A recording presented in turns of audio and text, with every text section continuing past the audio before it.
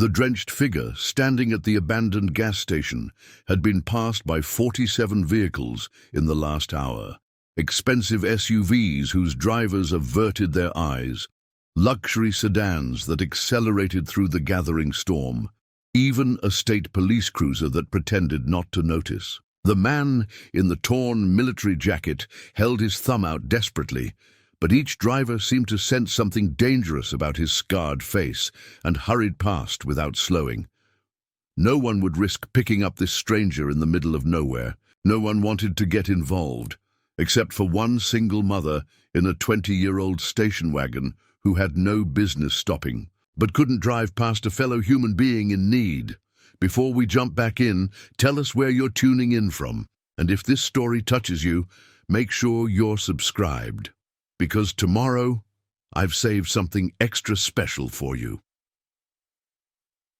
The Arizona-Nevada border region had been pummeled by what meteorologists were calling the storm of the decade, a freak weather system that had formed off the Pacific coast and inexplicably stalled over the normally arid southwest. The Cactus Creek Gas and Go station, mile marker 247 on Highway 93, stood abandoned like a forgotten outpost of civilization, its red and white striped awning flapping violently in the wind, the plywood covering its windows dark with moisture. The station had been closed for renovation since July, a victim of corporate downsizing that had left this stretch of highway with a 30-mile gap between fuel stops. Yet there stood Marcus Xavier Hernandez, 47, soaked to the bone and shivering, despite the lingering desert heat that rose from the rain-slicked asphalt in ghostly vapors. His military-issued desert combat boots had long since given up their waterproofing, his feet beginning to prune inside the saturated leather. The surplus jacket he wore, a vintage piece from his father's service in Vietnam, hung heavy with accumulated rainwater, the Hernandez patch on the chest barely visible beneath the deluge. Time seemed to stretch and compress around him as vehicle after vehicle passed. He'd started counting them at 3:47 p.m. when the rain had first begun, a survival habit ingrained from his years of service. By 5:23 p.m., when the real downpour hit, he'd logged 38 potential rides that had ignored his upraised thumb. Now at 7:15 p.m., the count stood at 73, and the desert sky was taking on the bruised purple hue of impending nightfall. Each rejection painted its own story on the wet canvas of the highway. The first real contender had been a Tesla Model X, its California plates and tinted windows suggesting Los Angeles money heading to Las Vegas. The driver, a woman with professionally styled blonde hair, had actually slowed to 40 miles per hour, her face illuminated by the blue glow of her dashboard display as she leaned forward to get a better look at him. For a moment, Marcus had dared to hope. Then her eyes had found the scar that ran from his left temple down to the corner of his mouth, 6 inches of raised tissue that medical records called significant facial trauma, but which Marines knew simply as Badge 5 after their 5th combat tour. The Tesla had accelerated past him so quickly that its tires threw up a sheet of water that soaked him completely. He'd been standing on relatively dry ground until that moment, positioned on a slight rise where the old gas station's parking lot met the highway shoulder. The wave of water had destroyed his last dry pocket, the inside breast pocket of his jacket where he kept his phone, wrapped in a sandwich bag. Even military-grade weatherproofing had its limits. 20 minutes later, a Ford F-350 crew cab had approached, its diesel engine rumbling through the rain like distant thunder. Marcus had recognized the sound immediately, the same trucks favored by many private security contractors in Afghanistan. Hope had flickered again. The driver, a heavily built man wearing wraparound sunglasses despite the overcast conditions, had actually pulled partially onto the shoulder. Marcus had taken 3 steps toward the vehicle, his hand raised in gratitude, when the man's passenger, another large figure in tactical gear, had grabbed the driver's arm and pointed urgently at something on Marcus's jacket. It wasn't the scar that had spooked them. though later Marcus would wonder if they'd somehow sensed what lay beneath the waterproof lining of his jacket, the classified documents that crinkled softly with each movement, protected by layers of mylar and sealed with government-grade waterproofing. These two men, with their operator haircuts and practiced vigilance, had seen something in his military bearing that civilian eyes missed. They'd seen someone trying very hard to blend in while carrying himself like he was still on active duty, someone who shouldn't be hitchhiking on a civilian highway. The F-350 had roared back onto the road, leaving Marcus with the lingering scent of diesel and uncertainty. Had they made him as military, ex-military, or something more problematic that existed in the grey space between official channels and plausible deniability? A state trooper cruiser had been perhaps the most disheartening rejection. At 6:42 p.m., the black and white had appeared through the curtain of rain, its light bar dark but unmistakable in profile. Marcus had actually stepped into the roadway, using the distress signal he'd been trained to use, arms crossed overhead in an X pattern, the universal symbol for require assistance. The trooper had been close enough that Marcus could see him clearly through the windshield, a middle-aged Hispanic man, probably somebody's father, someone who should understand the code of helping others on the road.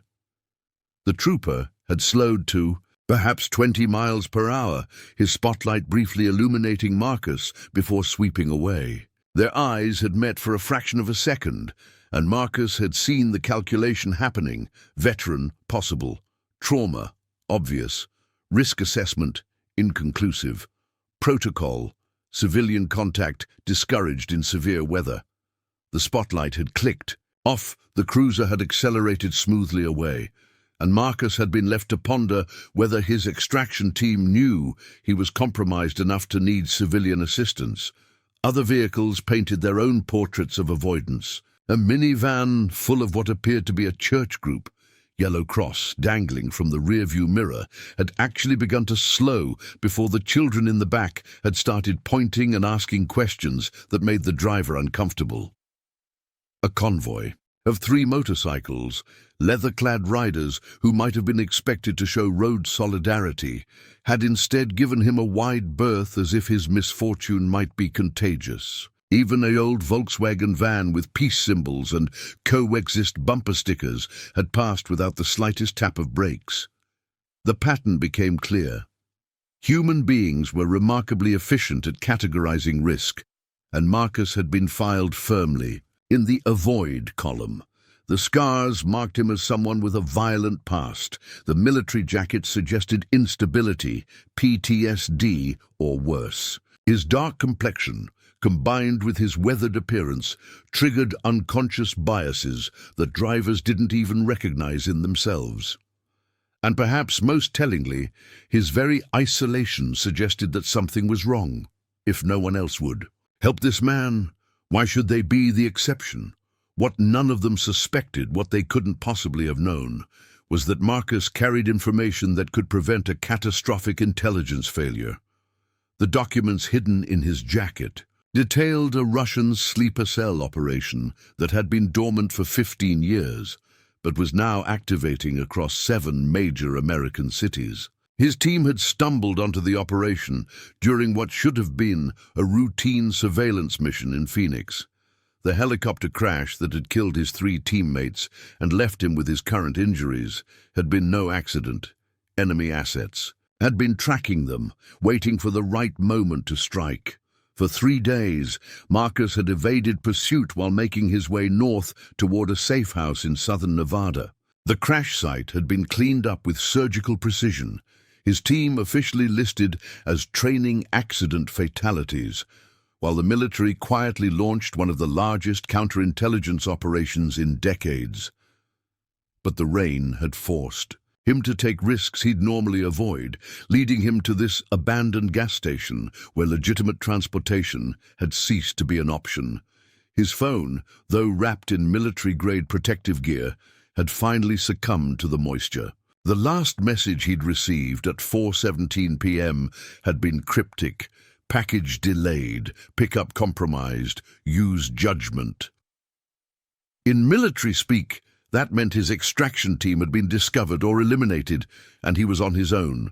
Standard protocol would be to find the nearest secure facility, a police station, military base, or government office, but his intel suggested the opposition had eyes on all such locations. His best option was to reach the truck stop 20 miles north, where a contact from his agency maintained a cover operation. The rain had reached biblical proportions by the time Sarah Chen's 2003 Honda Odyssey appeared on the horizon. Marcus, by this point, was contemplating whether to attempt hiking across the desert to the nearest town, a potentially fatal decision given the flash flood warnings and his own deteriorating condition. He'd been standing in one position for so long that his legs had begun to cramp, his injured shoulder screaming with each small movement. The bandages he'd applied that morning were thoroughly soaked, likely compromising the wound site and inviting infection. Sarah's minivan distinguished itself immediately from the luxury vehicles and trucks that had passed earlier.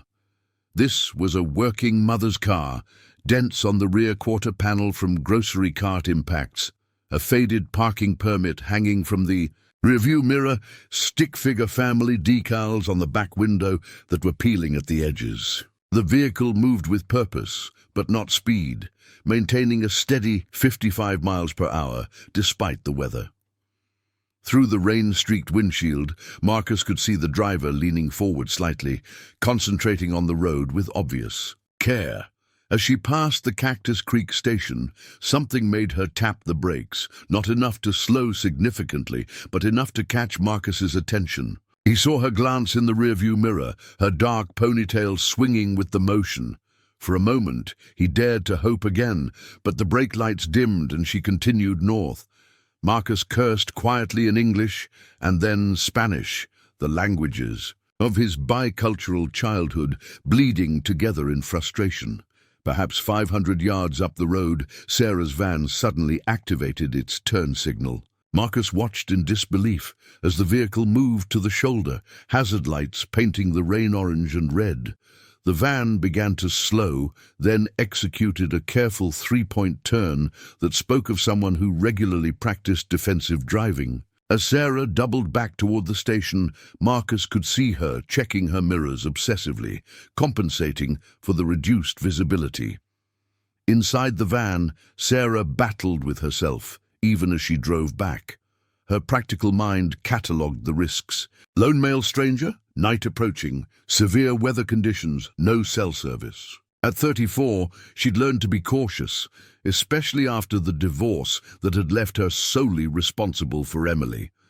Her daughter was currently at her best friend Jessica's house for a supervised play date, safe from both the storm and her mother's potentially dangerous impulse to help. Mom would have stopped, Sarah whispered to herself, gripping the steering wheel until her knuckles whitened. Her mother, Lisa Chen, had died in a car accident when Emily was just 2, a drunk driver on a rainy night not unlike this one. But Lisa had been known for her generosity to strangers, for seeing humanity in everyone she met.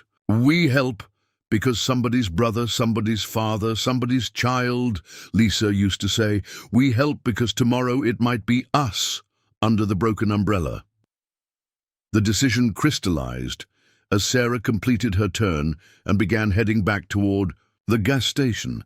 This wasn't about being a hero, it was about being human. Besides, her van had a panic button installed after the divorce. One press would alert OnStar and dispatch police to her GPS location.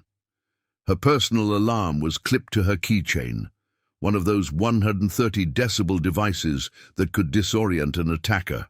She even had pepper spray in the door pocket, though she prayed it would never come to that. As she approached Marcus for the second time, Sarah got her first clear look at the man she was about to help.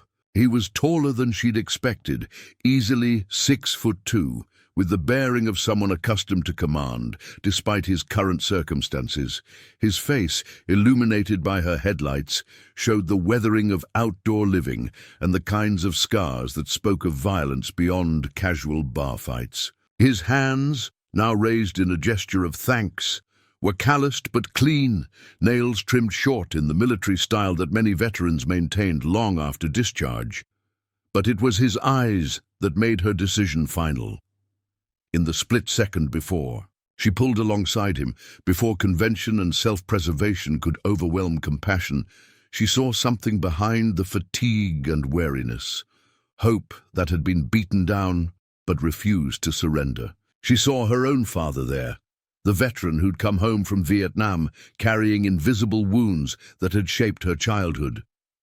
She saw every news story about homeless veterans abandoned by the system they'd served. The van drew alongside Marcus, and Sarah took a deep breath before rolling down the passenger window. Rain immediately began to spray inside, the opening unleashing a horizontal assault of water and wind.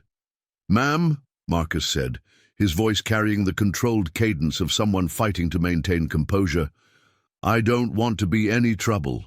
Just need to get to the truck stop 20 miles up. Get in before you drown out here," Sarah interrupted, surprising herself with her directness. "I'm Sarah, and trouble's already found you by the looks of it."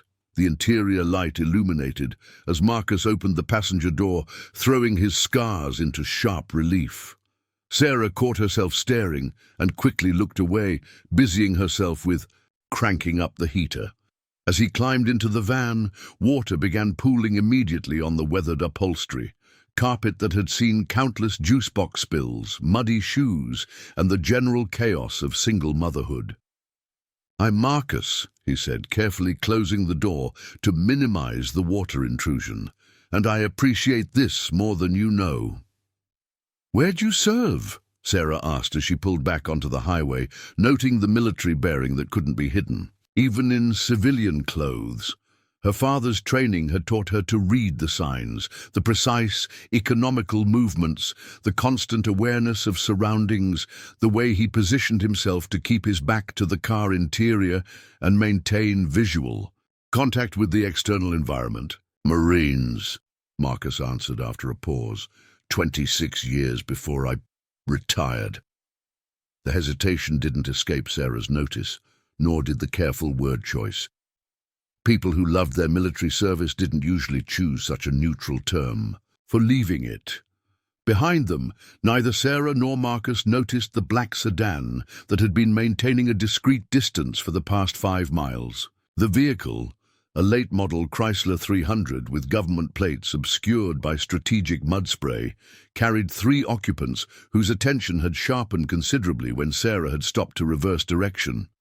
The driver, Agent Natalie Rodriguez, spoke quietly into her radio. "Subject has made civilian contact. Unknown female, late-model Odyssey, license plate running now."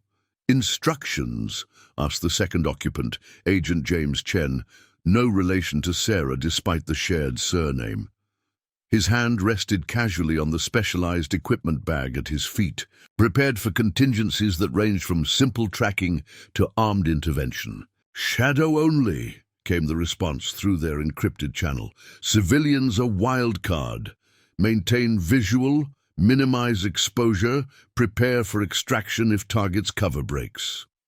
The third occupant, technical specialist Marcus Thompson, ironically, sharing a first name with their subject, was already running Sarah's plates through multiple databases. Within seconds, information began streaming across his portable terminal. Vehicle registered to Sarah Lynn Chen, age 34. Divorced, 1 dependent. No priors, no flags. Credit score 670. Spotty employment history. Current, night shift at Desert. Regional Medical Center day position at Bright Futures Charter Elementary. Recent financial stress, bank-flagged irregular hours, multiple late payments, no outstanding warrants. Sarah, unaware of this digital dissection of her life, concentrated on navigating the treacherous highway. The storm had reached its peak intensity, rain sheeting across the windshield so heavily that her wipers, even on maximum speed, struggled to maintain visibility. Hydroplaning became a constant threat, forcing her to reduce speed to 45 miles per hour. "Storm's getting worse," she observed, more to fill the silence than out of any meteorological insight. Weather service said it might dump 8 inches tonight. That's like a month's worth of rain in one go. Marcus nodded, but his attention was divided between maintaining casual conversation and monitoring the side mirror. He'd spotted the sedan 3 minutes ago, its headlights maintaining a consistent distance despite the varying traffic patterns. It could be coincidence. Plenty of vehicles traveled this route, but his training had long ago eliminated belief in coincidence. "Your daughter in the pictures on the dashboard," he said, nodding toward the collection of school photos taped to the console. "She looks like you." Sarah smiled, tension easing slightly at the mention of Emily. "Yeah, except she got her dad's height genes. Already almost as tall as me, and she's only 8. Basketball coach at school keeps trying to recruit her, but she's more interested in robotics club." "Smart kid," Marcus replied, genuinely interested despite his divided attention. "My youngest was the same way, all about taking things apart, to see how they worked. Was." Sarah caught the past tense, and the shadow that crossed Marcus's face suggested recent loss. "Helicopter accident," he said simply. 3 months ago. Heather was... She was on board." Sarah's heart contracted. "God, I'm so sorry. I shouldn't have..." "No," Marcus interrupted gently. "It's okay. I'm still learning how to talk about it." He glanced at her then, really looking at her for the first time since entering the van. Her features were fine-boned but strong. Laugh. Lines around her eyes suggesting someone who smiled frequently despite current circumstances. A thin gold chain around her neck held a pendant he couldn't quite see, probably religious given the area's demographics. "You lost someone too," he stated rather than asked. Sarah's grip on the steering wheel tightened imperceptibly. "Mom, car accident 7 years ago, also in the rain." She forced a lighter tone. "Maybe we should start a support group. People who make bad jokes about rain." Marcus actually chuckled, the sound surprising them both. It was his first genuine laugh since the helicopter had gone down, taking his team and changing his world irrevocably. Dark humor, essential military survival skill. Apparently essential. Single-parent survival skill, too, Sarah responded. Behind them, the sedan maintained its careful distance. Agent Rodriguez navigated the worsening conditions with practiced skill, while Agent Chen continued to study the interaction between their subject and his inadvertent rescuer. Something puzzled him about the civilian's decision to stop. The obvious risks, the deteriorating weather, the isolated location. People in this region tended toward suspicion of strangers, especially after dark. "Why'd she stop?" he mused aloud. Thompson looked up from his terminal. Financial data suggests tight circumstances. Medical bills, student loans, recent car repair, divorce settlement minimal. Working 2 jobs, barely keeping above water. People under that kind of pressure usually don't take risks.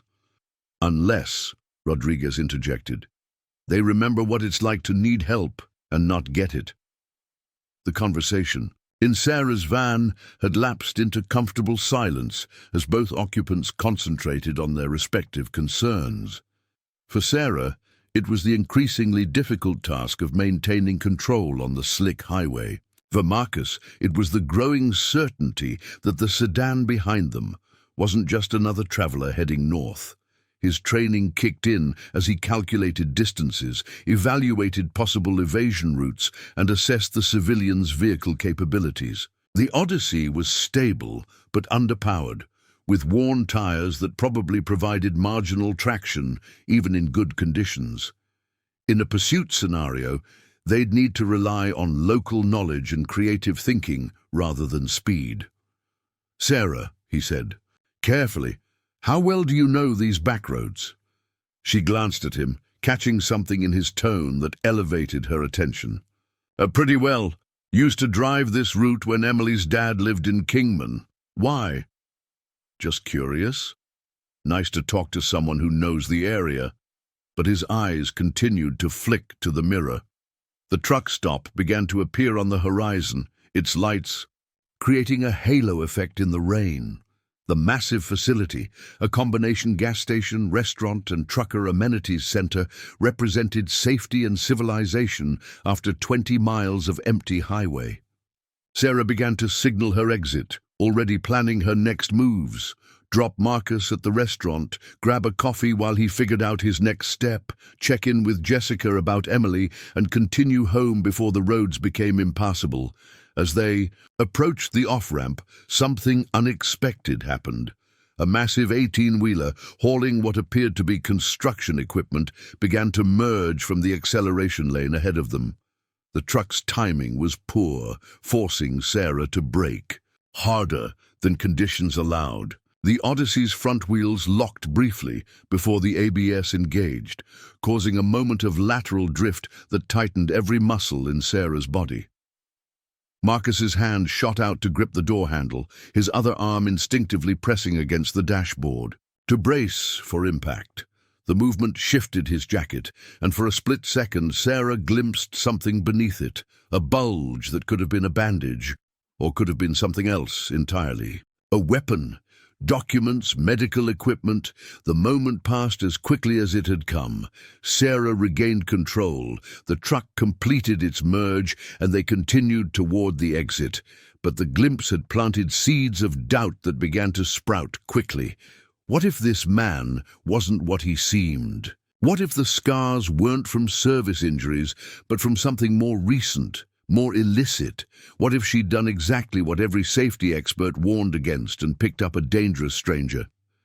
Meanwhile, in the sedan, Agent Chen had witnessed the near collision with professional interest. Targets still maintaining cover, no obvious signs of distress, but that close call might have spooked the civilian. Watch for signs she's getting nervous. The truck stop, when they finally reached it, was a stark contrast to the abandoned gas station where Sarah had found Marcus. Bright sodium lights cut through the rain, illuminating a parking lot filled with long-haul trucks, RVs, and a surprisingly busy collection of cars given the weather conditions. The facility itself was massive. A sprawling complex that included a convenience store, restaurant, showers, laundry facilities, and even a small chapel for drivers who wanted to pray for safe travels. As Sarah navigated the parking lot, looking for a spot near the main entrance, she noticed Marcus's attention sharpening. He was scanning the area with a vigilance that seemed excessive for someone simply looking for familiar landmarks. "Busy for this time of night," she commented, trying to ease her own growing tension. "Storm usually brings people in off the road," Marcus replied, but his eyes never stopped moving. He'd identified at least 3 vehicles that matched the profile for surveillance, nondescript sedans with multiple occupants, positioned for quick exit. More concerning was the white panel, a van in the far corner, its windows too dark for commercial purposes. As they coasted into a parking space, Sarah made a decision. "Look, Marcus, I'm going to grab a coffee and use the bathroom. Why don't you get inside, maybe get something to eat? My treat, since you're probably running low on cash after your ordeal." It was both an offer of help and a gentle exit strategy. Marcus recognized it for what it was and appreciated her tact. "You've done more than enough already. Thank you for the ride and for seeing a person instead of just a problem." "Good luck," Sarah said, meaning it. As he opened the door to exit, she added impulsively, "Be careful out there." Marcus paused, 1 foot out of the van, rain already beginning to soak his leg again. He turned back, and in that moment, the mask of casual gratitude slipped just enough for Sarah to see the man underneath, someone carrying burdens that went far beyond wet clothes and physical scars. "You too," he said, and there was something in his voice that made her shiver. As Marcus disappeared into the truck stop, Sarah sat for a moment in her idling van, debating her next move. Every instinct told her to drive away now, to leave whatever. Dangerous situation was brewing behind her to get home to Emily and deadbolt the door. But something else, call it intuition, empathy, or simple human curiosity, made her turn off the engine and follow Marcus inside. The interior of the truck stop was a riot of color and commercialism designed to separate tired travelers from their money. Racks of snacks, souvenirs, and emergency supplies lined narrow aisles, while a service counter provided over-the-counter medications, phone chargers, and various gadgets meant to make road life more bearable. The attached restaurant, Big Al's Desert Diner, announced specials on a board that hadn't been updated since lunch. Sarah spotted Marcus immediately. He'd positioned himself at the counter with a cup of coffee, strategically placed to observe both the main entrance and the rear exit. She ordered her own coffee and pretended to browse the magazine rack while covertly watching him in the security mirrors mounted above the aisles. Outside, the surveillance team had disbanded temporarily to avoid drawing attention. Rodriguez had entered the facility, posing as a customer, while Chen maintained visual on the exits from the sedan. Thompson had pulled around back to monitor the employee entrance and loading dock. What none of them expected was the next development. At precisely 8:47 p.m., Marcus's phone, which he'd thought dead from water damage, vibrated once against the counter. The encrypted device had apparently kicked in its survival mode, preserving just enough battery for emergency functions. The notification was simple.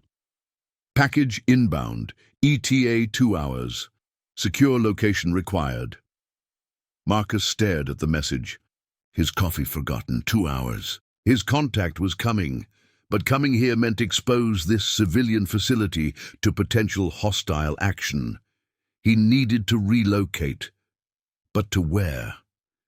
The storm had effectively isolated them. Flash flood warnings meant most secondary roads were impassable, and his limited cash reserves restricted hotel options, even if he could find one.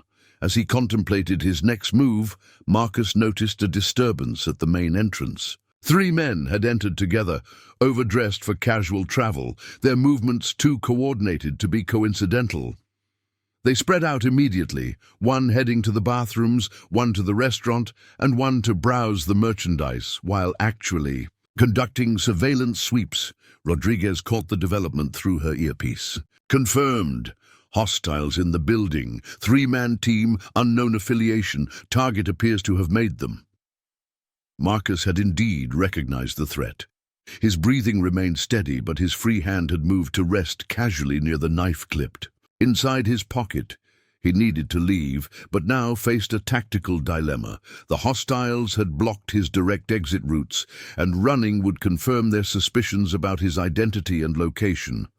Sarah, still studying magazine covers she wasn't reading, sensed the change in atmosphere before she understood its source. The casual browsers had shifted their patterns, their movements becoming more purposeful. The 3 newcomers had an energy that didn't match the relaxed vibe of typical road-weary travelers. And Marcus, she could see his reflection in the coffee. Machine glass had gone utterly still, the kind of stillness predators demonstrated before striking. Her phone buzzed, making her jump. Jessica's number flashed on the screen. Emily's asking when you'll be back. Road clear to us, but weather app shows flooding north of town. You okay? Sarah quickly typed back, fine, running late. Give him a hug for me. As she hit send, she caught Marcus's eye in the mirror. He was looking at her with an intensity that made her breath catch. You should go, he mouthed silently, the words clear, even without sound. But Sarah's feet remained, rooted to the spot. Some part of her, the part that had pushed her to stop on that lonely stretch of highway, now rebelled against leaving this stranger to face whatever danger he sensed. She didn't understand the dynamics at play, but she recognized the players. Marcus as the hunted, the 3 newcomers as hunters, and herself as an unwitting pawn in a game whose rules she didn't know. The standoff continued for several long minutes, with Marcus maintaining his position at the counter, while the unknown men pretended to shop but actually secured the building's perimeter. Rodriguez had retreated to a display of sunglasses, using their reflective surfaces to monitor both Marcus and the new players. Then the situation escalated rapidly. The storm, which had been raging steadily, suddenly intensified to near hurricane force. A massive lightning strike hit the truck stop's main power transformer, plunging half the facility into darkness. In the confusion of flickering emergency lights and alarmed customers, everything changed. Marcus moved immediately, using the cover of darkness to relocate from his exposed position. But as he moved, one of the unknown men moved too, converging. On his last known location, the inevitable collision happened near the restroom hallway, where limited space and poor visibility made confrontation inevitable. Sarah heard, rather than saw, the initial contact, a sharp intake of breath, the scrape of bodies against wall, the controlled curse of men trying to fight quietly. Then glass shattered somewhere in the darkness, followed by the sound of someone hitting the floor. Emergency lights finally kicked in, bathing the scene in harsh red. The first thing Sarah saw was Marcus standing over one of the unknown men, his hands raised in a gesture of surrender, but his stance suggesting he was anything but defeated. The unconscious man at his feet had clearly started something he couldn't finish. "Federal agent!" Rodriguez shouted, weapon drawn, but pointed at the ceiling. "Stand down!" "Who are you with?" demanded Chen, who had entered through the rear when the power failed. His sidearm remained holstered, but his hand rested on the grip. "The real question," Marcus replied calmly, "is who these dead zone operators work for. Because they're sure as hell not federal." The standoff froze everyone in the immediate area. Customers who had been seeking shelter from the storm now found themselves unwitting witnesses to what appeared to be a law enforcement operation gone sideways. The truck stop's night manager, a nervous man named Larry, who privately regretted taking this shift, began stammering about policies and procedures. Sarah remained at her magazine rack, hidden partially behind a display of travel pillows. From her vantage point, she could see the confusion on the agents' faces. They'd been expecting Marcus to be the threat, not the victim of one. The man on the floor wore no identification, carried no badge, just a concealed weapon that was now visible beneath his jacket. "Ma'am," Rodriguez called out, finally noticing Sarah's presence. "Are you with this individual?" Sarah's mouth went dry. Answering truthfully might help, but it could also deepen her involvement in something that was clearly beyond her understanding. Before she could respond, Marcus spoke. "She's a civilian. Gave me a ride here, nothing more." "She shouldn't be involved in this?" "Already involved," Chen muttered, keeping his eyes on Marcus while addressing his partner. "Can't unsee federal agents drawing down. Questions will be asked, statements will be required." The complications multiplied as the storm outside showed no signs of abating. The power remained unstable, flickering periodically and causing the security cameras to reboot repeatedly. More concerning, the flash flood warnings had been upgraded to alerts. Water was already beginning to pool around the foundation of the building. Through it all, Sarah made her choice. Moving slowly to avoid startling the armed agents, she stepped forward from her hiding spot. "I don't know what's going on here, but this man helped me fix a flat tire earlier." The lie came smoothly, surprising her with its completeness.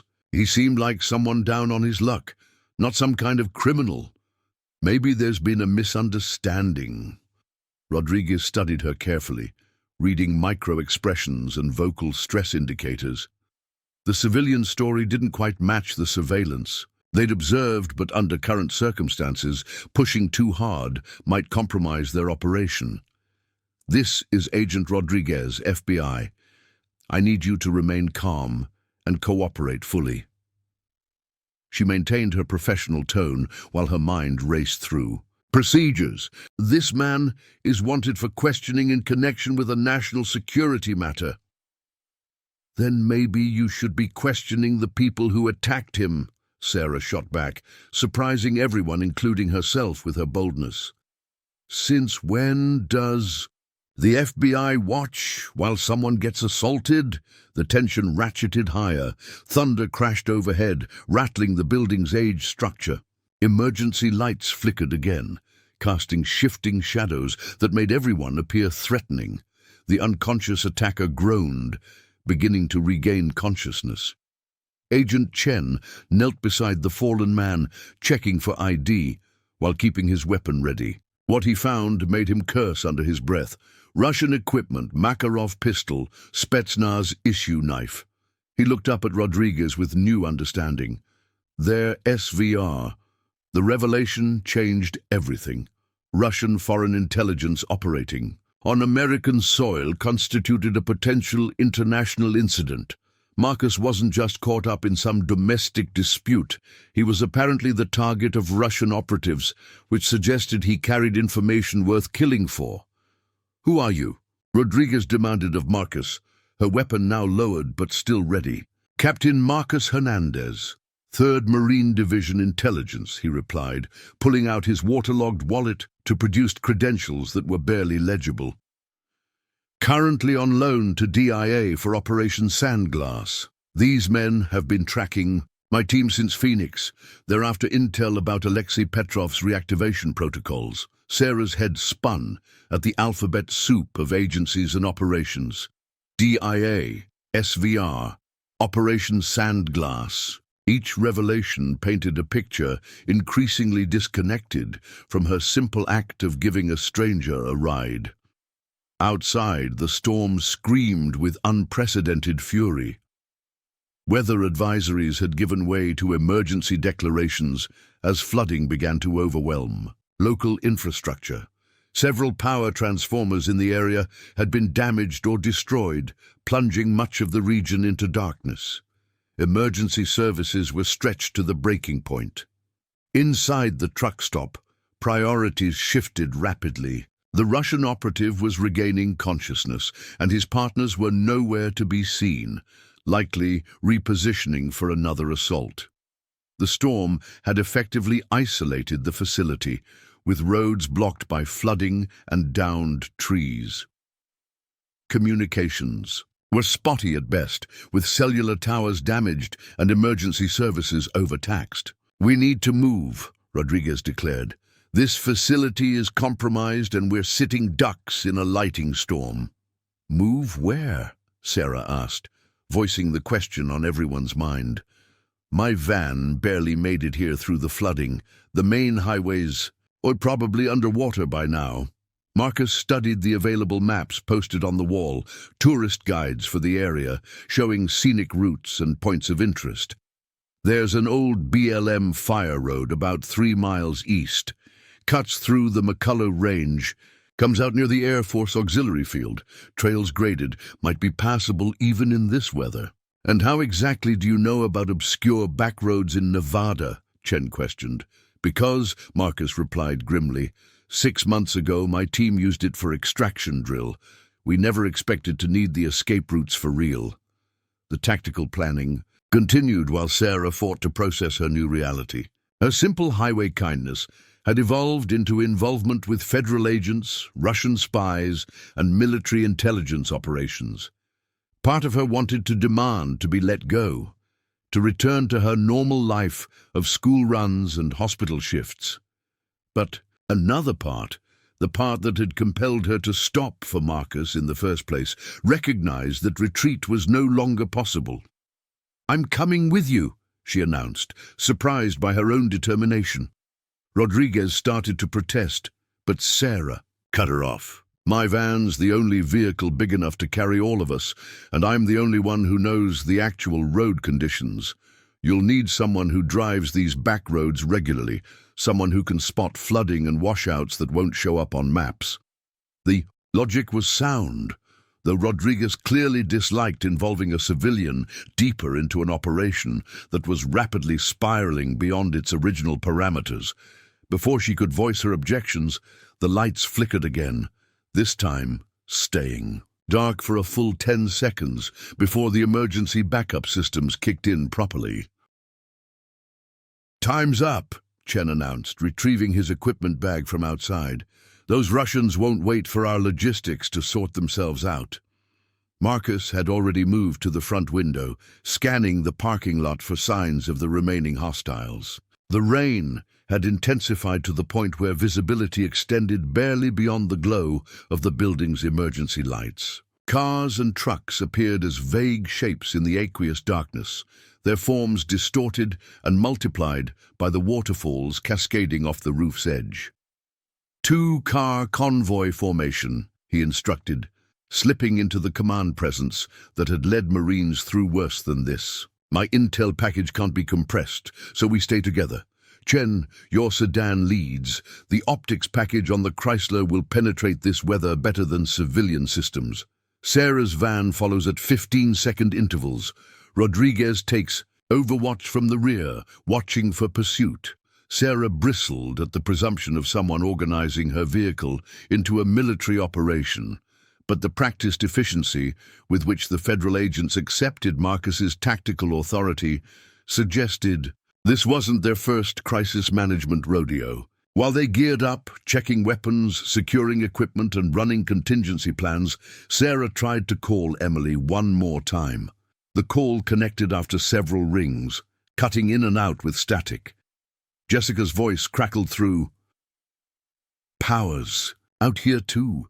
Emily's worried, but..." The line died completely as another lightning strike shook the building. "Mom!" The panic in Sarah's own voice surprised her. She'd faced plenty of emergencies as a single parent, but none had ever felt this overwhelming, this potentially catastrophic. It was Marcus who placed a steadying hand on her shoulder. "Hey, we'll get through this. Your daughter needs you to stay focused right now." His touch was brief but grounding, carrying the certainty of someone who'd faced and overcome numerous crises. The unconscious Russian operative groaned louder, drawing everyone's attention. Chen secured him with flex cuffs, while Rodriguez made the call to summon backup. The response wasn't encouraging. Between the storm damage and multiple active situations across the state, federal support was hours away at best. "Local police," Sarah suggested. "Compromised," Rodriguez stated bluntly. "We've identified at least 2 officers on the SVR payroll in this county. Can't risk exposure until we're secure." The implications chilled Sarah to the bone. Her safe, predictable world of school bake sales and double shifts had collided with international espionage and potential corruption extending to their local law enforcement. Nothing made sense anymore. They began their exodus from the truck stop with a precision that spoke to years of training. Rodriguez went first, weapon drawn but concealed beneath a jacket as she checked the immediate perimeter. Chen followed with their detained Russian operative, practically carrying the semi-conscious man to maintain the appearance of helping an ill friend. Marcus stayed close to Sarah, his body positioned protectively between her and potential threats. The parking lot had transformed into a shallow lake, with water swirling around hubcaps and creating new patterns of flow as vehicles displaced the accumulating rain. Sarah's van sat where she'd left it, but the adjacent cars had noticeably sunk as the asphalt subsurface became saturated and unstable. "Keys," Marcus prompted as they reached the Odyssey. Sarah hesitated momentarily, handing over her keys felt like surrendering the last vestige of control over her situation. But as rain plastered her hair to her head and lightning illuminated the surreal tableau of federal agents and foreign operatives, she recognized that control had been an illusion for some time now.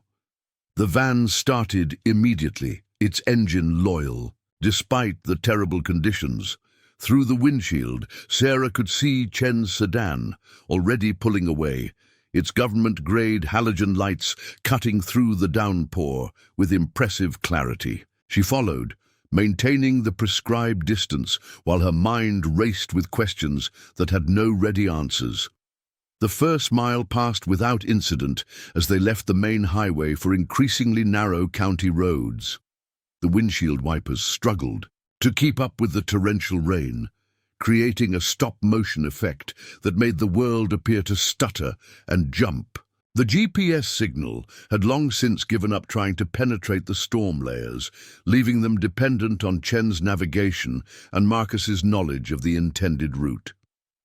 It was Marcus who spotted the first sign of pursuit, headlights in the rear, that mirrored their turns too precisely to be coincidental. "We've got company," he announced calmly. "Two vehicles, staying back but matching our deviation from the highway." Sarah's heart rate accelerated, but years of emergency room experience kicked in. The same steady mindset that allowed her to assist in trauma surgeries now helped her maintain control of the vehicle despite growing fear. "There's a service station about 5 miles ahead. Has a covered repair bay. Might give us options." "No." Agent Rodriguez's voice came through the radio they'd hastily set up. "That's too containable. They'll box us in. We need open ground, multiple exit options." The tactical discussion continued as Sarah piloted them deeper into unfamiliar territory. The rural roads became progressively more challenging, with standing water creating mirrors that disguised depth and drainage ditches overflowing to create false channels that could trap unwary vehicles. 20 minutes into their escape, disaster struck. A massive tree, its roots loosened by saturated soil, chose that moment to surrender to the wind. The pine tree was easily 60 feet tall, and it fell with ponderous inevitability across the road directly in Chen's path. His evasive maneuver was impressive. The sedan slewed sideways, missing the trunk by inches, but the soft shoulder claimed its sacrifice. The vehicle tilted at an impossible angle before settling axle-deep in mud. Sarah hit her brakes, fighting the slide on wet pavement, while Marcus cursed inventively in English and Spanish. Through the rain, they could see Chen attempting to reverse. The sedan's wheels, spinning uselessly in the grip of western Nevada soil, turned to liquid concrete. The pursuing vehicles had closed the gap significantly. 2 sets of headlights now approached at speed, no longer bothering with the pretense of casual travel. "Defensive position," Marcus commanded, already moving before Sarah had fully processed the order. He directed her to angle the van across the road, using its bulk to create a barrier while positioning for potential escape back the way they'd come. Rodriguez's vehicle appeared from behind, performing a tactical maneuver that placed her sedan parallel to the stuck car, creating additional cover. The 3 agents deployed with practiced efficiency, creating overlapping fields of fire that would make any assault costly for their pursuers. Sarah found herself crouched behind the van's rear wheel, her nursing scrubs soaked through and offering no protection against either weather or gunfire. In her peripheral vision, she could see Emily's stack of library books on the back seat, a coloring book still open to a half-finished unicorn, normalcy frozen in time while chaos reigned in the present. The approaching vehicles, 2 SUVs that looked modified for off-road conditions, stopped at the edge of the Odyssey's high beams. Their headlights created a temporary standoff of competing illumination, with neither side willing to fire first and attract attention they couldn't afford. "This can end peacefully," a voice called from the lead SUV, accented but clear. "Return the documents, and no one needs to be hurt." Marcus laughed bitterly. "Peaceful like Phoenix? Like the helicopter crash you orchestrated? I've seen your version of peaceful." The Mexican standoff continued, while rain turned the road into a battlefield already softened for impact. Sarah's thoughts spun between present danger and potential futures. Every decision tree led through combat to an uncertain outcome. Even best-case scenarios involved her deeper entrenched with federal authorities, answering questions about her night and possibly entering some form of protection or monitoring. Chen, stuck in his tilted sedan, made the first aggressive move. Using the vehicle's push bumper and some creative gear manipulation, he managed to extract his vehicle partially from the soft ground, enough to position it as a more effective barrier. The movement triggered a reaction from the pursuit team. Muzzle. Flashes erupted from the lead SUV, suppressed rounds that sounded like aggressive hammering rather than traditional gunfire. The federal agents returned fire immediately, their weapons lacking suppressors but compensating with superior training and positioning. Sarah threw herself flat against the wet asphalt, experiencing terror beyond anything her emergency training had prepared her for. Bullets impacted the van above her head, the distinctive sound of metal on metal mixing with the rain's percussion. Glass from the rear window showered down, transformed into safety glass pebbles that bounced off her protective posture. Marcus had moved to shield her position, returning fire with measured precision. Each shot he took was calculated, not spray-and-pray panic, but controlled engagement from someone who understood ammunition conservation in extended firefights. The battle evolved into a siege scenario, with both sides using vehicles for cover, while seeking advantageous positions. The Russians had numbers, but were in the open, exposed to counterfire. The federal team had better positioning, but limited ammunition, and no possibility of reinforcement. Sarah's medical instincts kicked in when Rodriguez took a round to her shoulder. Without thinking, Sarah crawled to her position, applying pressure to the wound with her bare hands. The agent gritted her teeth but continued to function, switching her weapon to her non-dominant hand with impressive adaptability. "You need to fall back," Rodriguez gasped. "Get your van mobile. Chen will cover your withdrawal." But Sarah was already evaluating the tactical situation with unexpected clarity. "Your sedan won't make it out of that mud. My van's the only exit. Vehicle. We hold position or leave together." The logic was undeniable. Chen's vehicle, despite heroic efforts, remained significantly compromised by the soft ground. Their defensive position, while strong, could only be maintained as long as ammunition lasted, and no civilians were caught in the crossfire. A fresh complication emerged as nature reasserted its dominance. The overflowing drainage ditches had merged their flows, creating a torrent that swept across the low point where Chen's sedan sat. Within minutes, water had risen from ankle-deep to mid-hubcap level. The choice between fight and flight was being decided by elemental forces beyond human control. "Retreat by fire and movement," Marcus ordered. "Chen, demo the sedan. Don't leave anything they can use. Rodriguez, can you drive?" The wounded agent nodded, though her face had paled significantly. The bullet had passed through her shoulder. Cleanly, but blood loss and pain compromised her combat effectiveness. The extraction maneuver played out like a carefully choreographed dance, agents taking turns providing covering fire while others moved to new positions. Chen rigged his vehicle with incendiary devices standard in federal surveillance cars, creating a pyrotechnic distraction that would destroy any sensitive equipment or documents. Sarah became the pivot point of the operation, engine running, doors open, ready to accelerate once everyone was aboard. The rain had reached truly biblical proportions, the kind of deluge that meteorologists would later struggle to explain, that would lead to geological surveys questioning whether the region's drainage infrastructure could ever be adequate. As the team collapsed back toward the van, Sarah noticed something in her rearview mirror that stopped her heart. A third vehicle, this one a military-style Humvee, had approached from the south, presumably having circled around to cut off their retreat.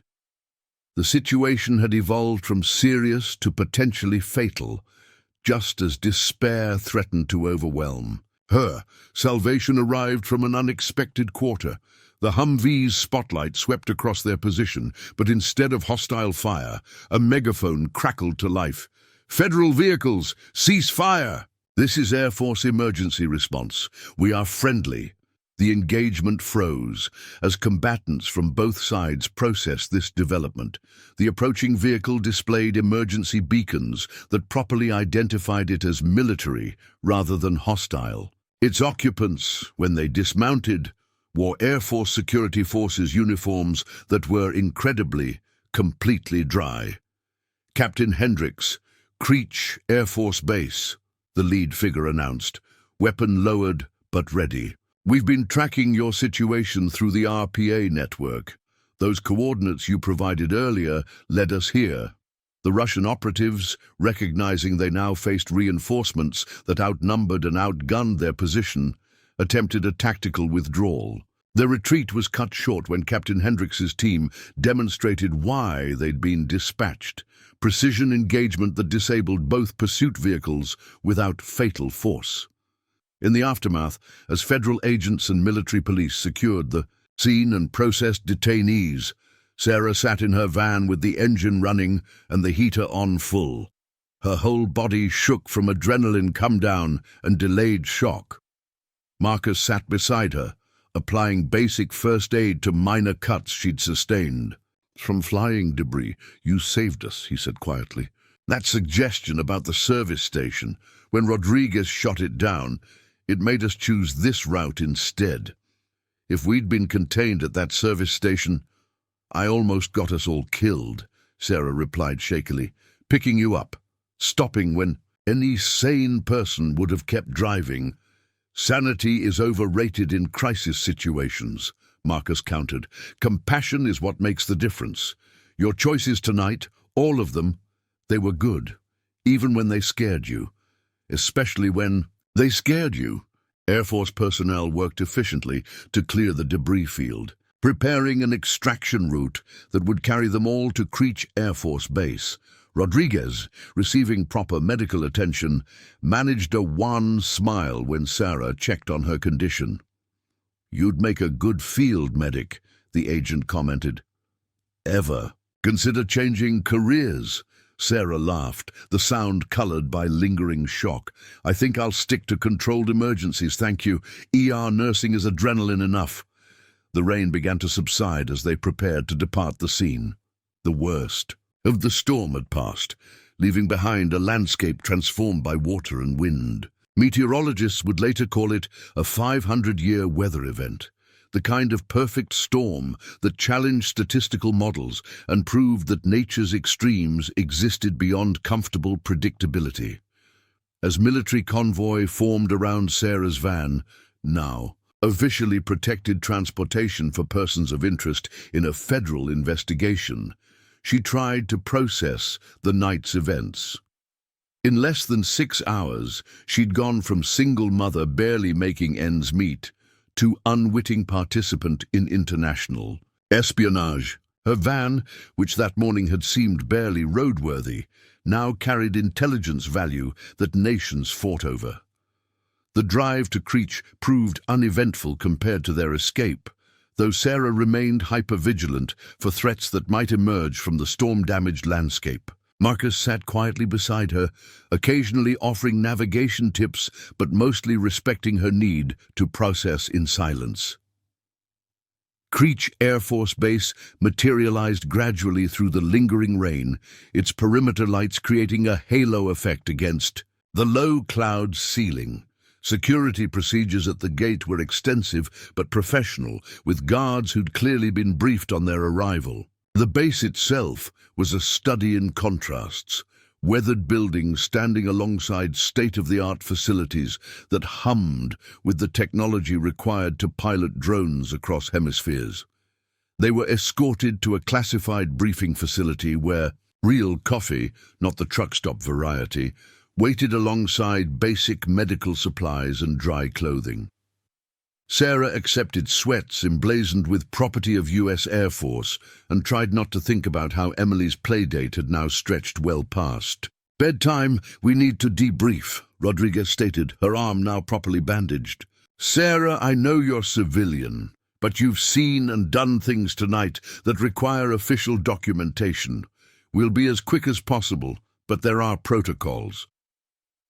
The next several hours blurred together in a succession of statements, interviews, and forms that required detailed recounting of events that seemed increasingly surreal in fluorescent lighting. Marcus sat nearby during parts of the process, his presence a steady reminder that she hadn't imagined the night's chaos.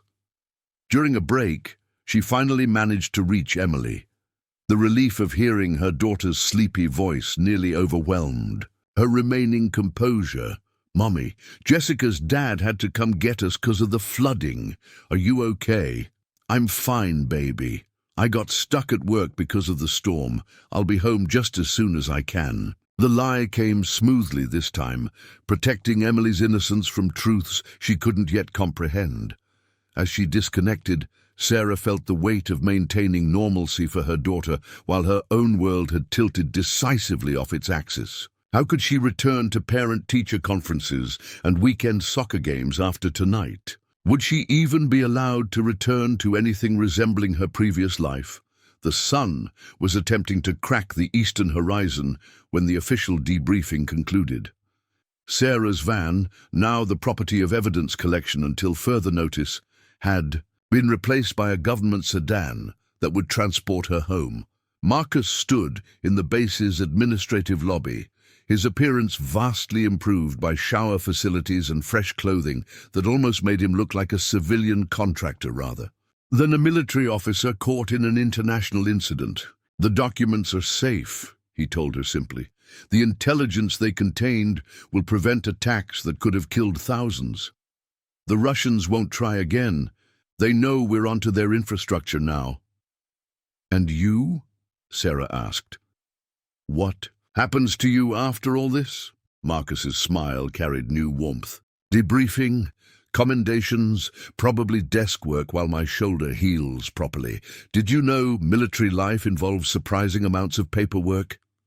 Their goodbye was awkward, weighted by shared trauma, but lacking the foundation for deeper connection. They were strangers thrust together by circumstances neither could have anticipated, their lives intersecting at angles that might never align again. "If you ever need anything," he offered, presenting a card with contact information. "Military has ways of smoothing out civilian complications, making certain vehicles reappear in driveways, for instance." Sarah accepted the card, recognizing it as both courtesy and potential lifeline.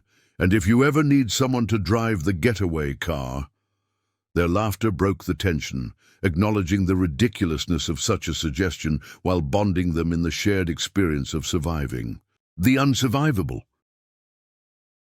The drive home occurred in gradual stages, first a military sedan to a civilian location where she could collect a rental car, then careful navigation through flood-damaged roads to Jessica's house. Emily was asleep on the couch when she arrived, curled beneath her favorite unicorn blanket with the trusting innocence of childhood. Jessica's questioning look received only a shake of the head and a whispered promise to explain later. Carrying Emily to the rental car, Sarah felt the full impact of what she'd risked that night. This small, soft weight in her arms represented everything she fought for, everything she'd potentially endangered by stopping for a stranger in the rain. Yet as she tucked Emily into the car seat and started the engine, she knew she'd make the same choice again. Home brought no rest initially. Every siren in the distance caused her to startle. Every unusual sound triggered memories of gunfire and pursuit. But as dawn light filtered through her kitchen windows, painting ordinary objects in familiar colors, reality began to reassert itself. By mid-morning, her phone buzzed with an unknown number. Marcus's text was brief. "All clear. Thank you again. M." A follow-up text provided GPS coordinates that, when entered into her Maps app, resolved to the address of a Toyota dealership. "Your van, when they release it from evidence, might have some minor modifications, government spec upgrades. Consider it a thank you." The implications made her laugh despite her exhaustion. Her aged minivan, which had started as transportation, and evolved into a federal evidence asset, was being returned with what amounted to tank armor and military-grade electronics. It seemed fitting somehow. Her ordinary life had accommodated extraordinary events. Why shouldn't her ordinary vehicle do the same? But the most profound changes weren't external. As Sarah watched Emily sleep that afternoon, the child blissfully unaware of how close they'd come to catastrophe, she recognized something fundamental had shifted in her perception of the world. The stranger on the highway hadn't been just a test of compassion. He'd been a doorway to understanding how fragile the illusion of safety could be, and how quickly ordinary citizens could become part of something much larger than themselves. She kept Marcus's card taped inside her medicine cabinet, a reminder that heroes often wore unexpected faces, that choices made in split seconds could ripple across security briefings and international relations. The experience had taught her that in the grand narrative of human events, sometimes the most significant chapters began with simple acts of kindness on rain-soaked highways. When Emily woke, full of questions about where they'd been and why Mommy looked so tired, Sarah found herself weaving truth and fiction with practiced care. They'd been safe at Jessica's house during the storm. Mommy had had a very busy night at work. Everything was fine now. But beneath the comfortable lies necessary for childhood innocence, Sarah carried new knowledge.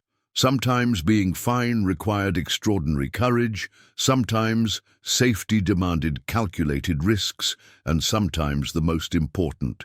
Missions began not with military orders, but with choosing to see a person where others saw only danger. Her life resumed its familiar rhythms: school runs, hospital shifts, the endless juggling of single parenthood. But occasionally, usually during storms or in moments of decision-making, Sarah would remember that night on Highway 93, and the reminder it provided, that compassion, like courage, was often measured in small choices that accumulated into life-changing consequences. The van, when finally returned weeks later, bore subtle modifications that only someone looking carefully would notice. Reinforced panels, upgraded locks, a panic button discreetly integrated into the dashboard. The accompanying documentation listed these as standard safety upgrades, but Sarah knew better. She'd earned the knowledge that some nights demanded more than standard safety, and some choices echoed far beyond their immediate consequences. In the end, the single mother who had given a hitcher a ride had received something more valuable than any reward: the understanding that ordinary people, faced with extraordinary circumstances, had the capacity to effect change far beyond their imagined limitations. And in a world that often felt too big and too dangerous to impact meaningfully, that knowledge was worth more than any government spec upgrade her minivan could possess. The rain continued to fall sometimes, as it always would in the desert Southwest's unpredictable weather patterns. But now, when Sarah drove highways that stretched into storm-darkened horizons, she did so with the certainty that some choices, particularly those made in service of human dignity, carried weight that transcended immediate consequence. Her secret remained locked away with federal classification systems, unable to be shared even with closest friends. But the truth of it lived in her altered perspective, in the way she now noticed stranded motorists with different eyes, in how she discussed helping others with Emily in terms that emphasized courage over caution. Because somewhere in the fabric of classified reports and security briefings, a simple story persisted. A single mother had stopped in the rain, and in doing so had helped preserve something far larger than she'd ever imagined. And if circumstances ever required it again, she knew with quiet certainty that her choice would remain unchanged. Morning brought a surreal fusion of ordinary routines and extraordinary awareness. Sarah stood in her kitchen, methodically preparing Emily's lunch while processing the previous night's events. Each mundane action, spreading peanut butter, slicing apples, felt different now, weighted with knowledge most people never carried. "Mom, you're cutting them wrong," Emily observed critically. "Apple slices need to be thin, not chunky." The 8-year-old's precision grounded Sarah in the present, even as federal protocols buzzed on her secured phone. Between school preparation and encrypted notifications, she navigated parallel realities that somehow had to coexist. Jessica arrived promptly for carpool, her practical nurse's assessment noting Sarah's pale complexion. "Girl, you look exhausted. Storm keep you up?" "Something like that," Sarah deflected. Loading Emily into the car, while scanning for the surveillance team she knew watched from somewhere nearby. After they departed, her phone rang with Agent Rodriguez's number. The federal agent's professional tone carried undertones of concern. "Your vehicle will be returned within 72 hours with necessary modifications. We're maintaining protective surveillance for 2 weeks minimum." What am I supposed to tell people when they notice federal agents shadowing my grocery shopping? Maintain normal routines. We're ghosts, present but unobserved by civilian eyes. The assurance failed to comfort. Sarah's nursing background recognized textbook hypervigilance symptoms developing in herself: constant environmental scanning, startled responses to minor sounds, difficulty maintaining sustained focus on routine tasks. By mid-morning, 2 federal agents arrived for follow-up interviews. Special Agent Chen produced sophisticated recording equipment that transformed her living room into an interrogation suite. "We need to document everything you observed," he explained professionally. "Details that seemed insignificant during crisis often prove valuable during analysis."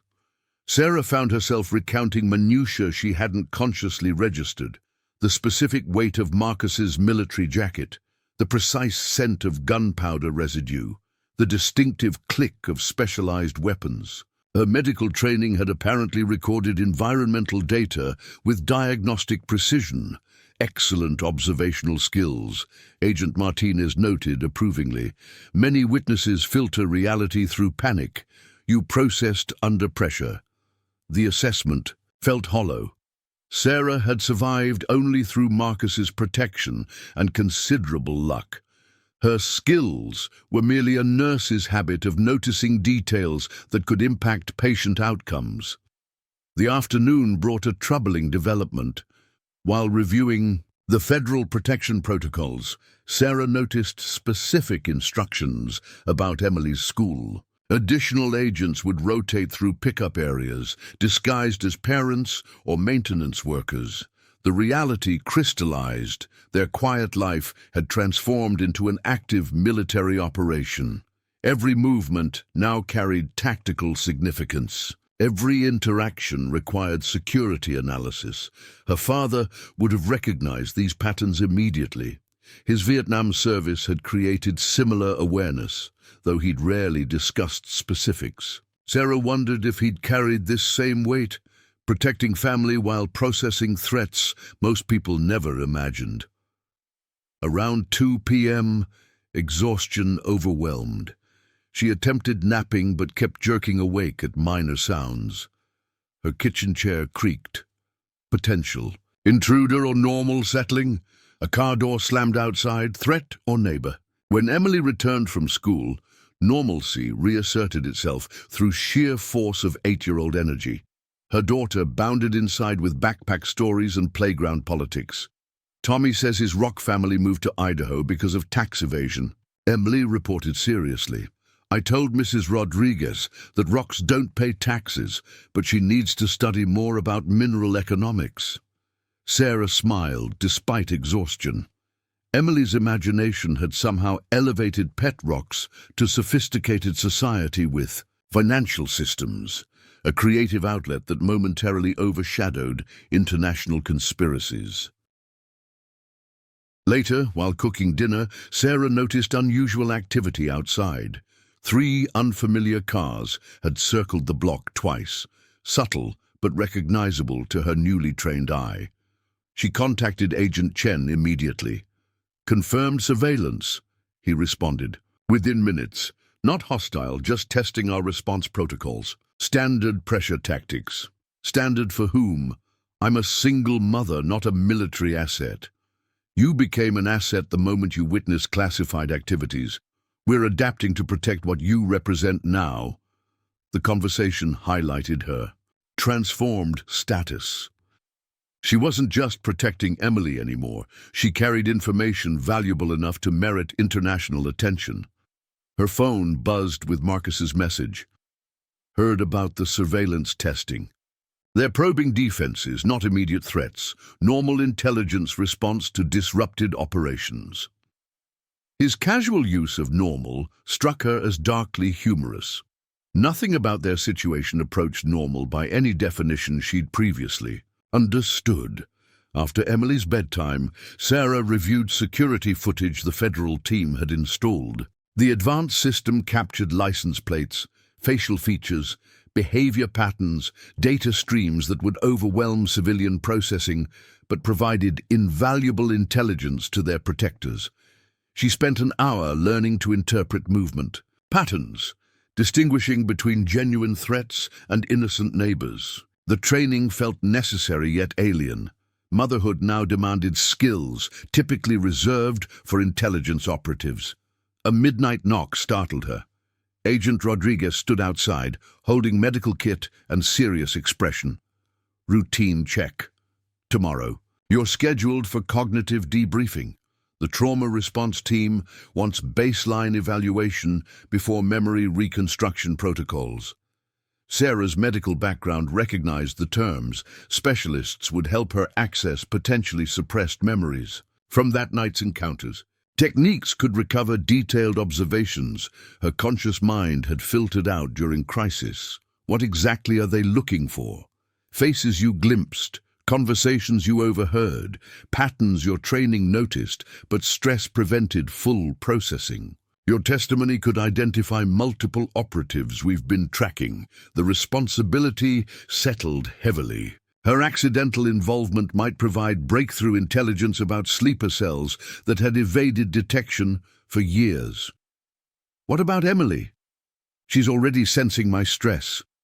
Children possess remarkable intuition about parental anxiety. Recommended approach, modified honesty. Frame protection as helpful community services responding to storm impacts. The suggestion had merit. Emily understood emergency responders. Her dramatic play often featured rescuing stuffed animals from various disasters. Recontextualizing federal agents as extended emergency services might satisfy curiosity without triggering fear. After Rodriguez departed, sleep proved elusive again. Every sound demanded evaluation. Every shadow required investigation. The hypervigilance that medical emergencies had trained into her now applied to home security with exhausting intensity. Dawn found her exhausted but determined. Today would test her cooperation with memory reconstruction, accessing trauma while maintaining enough stability to care for Emily. The federal team had promised minimal disruption, though she recognized how easily such promises could dissolve. Under operational necessity, she arranged Emily's care with Jessica under pretext of medical consultations regarding her own recent stress. The cover story felt thin but necessary. Their friendship depended on selective honesty, preserving connection while protecting classification. The military facility where cognitive specialists worked appeared deceptively ordinary from outside. Inside, revealed sophisticated medical equipment designed for cognitive processing that existed somewhere between science and intelligence applications. Dr. Elizabeth Carter, the lead specialist, radiated competence while explaining procedures. We use guided meditation combined with targeted neural stimulation. Your brain recorded far more than conscious awareness processed.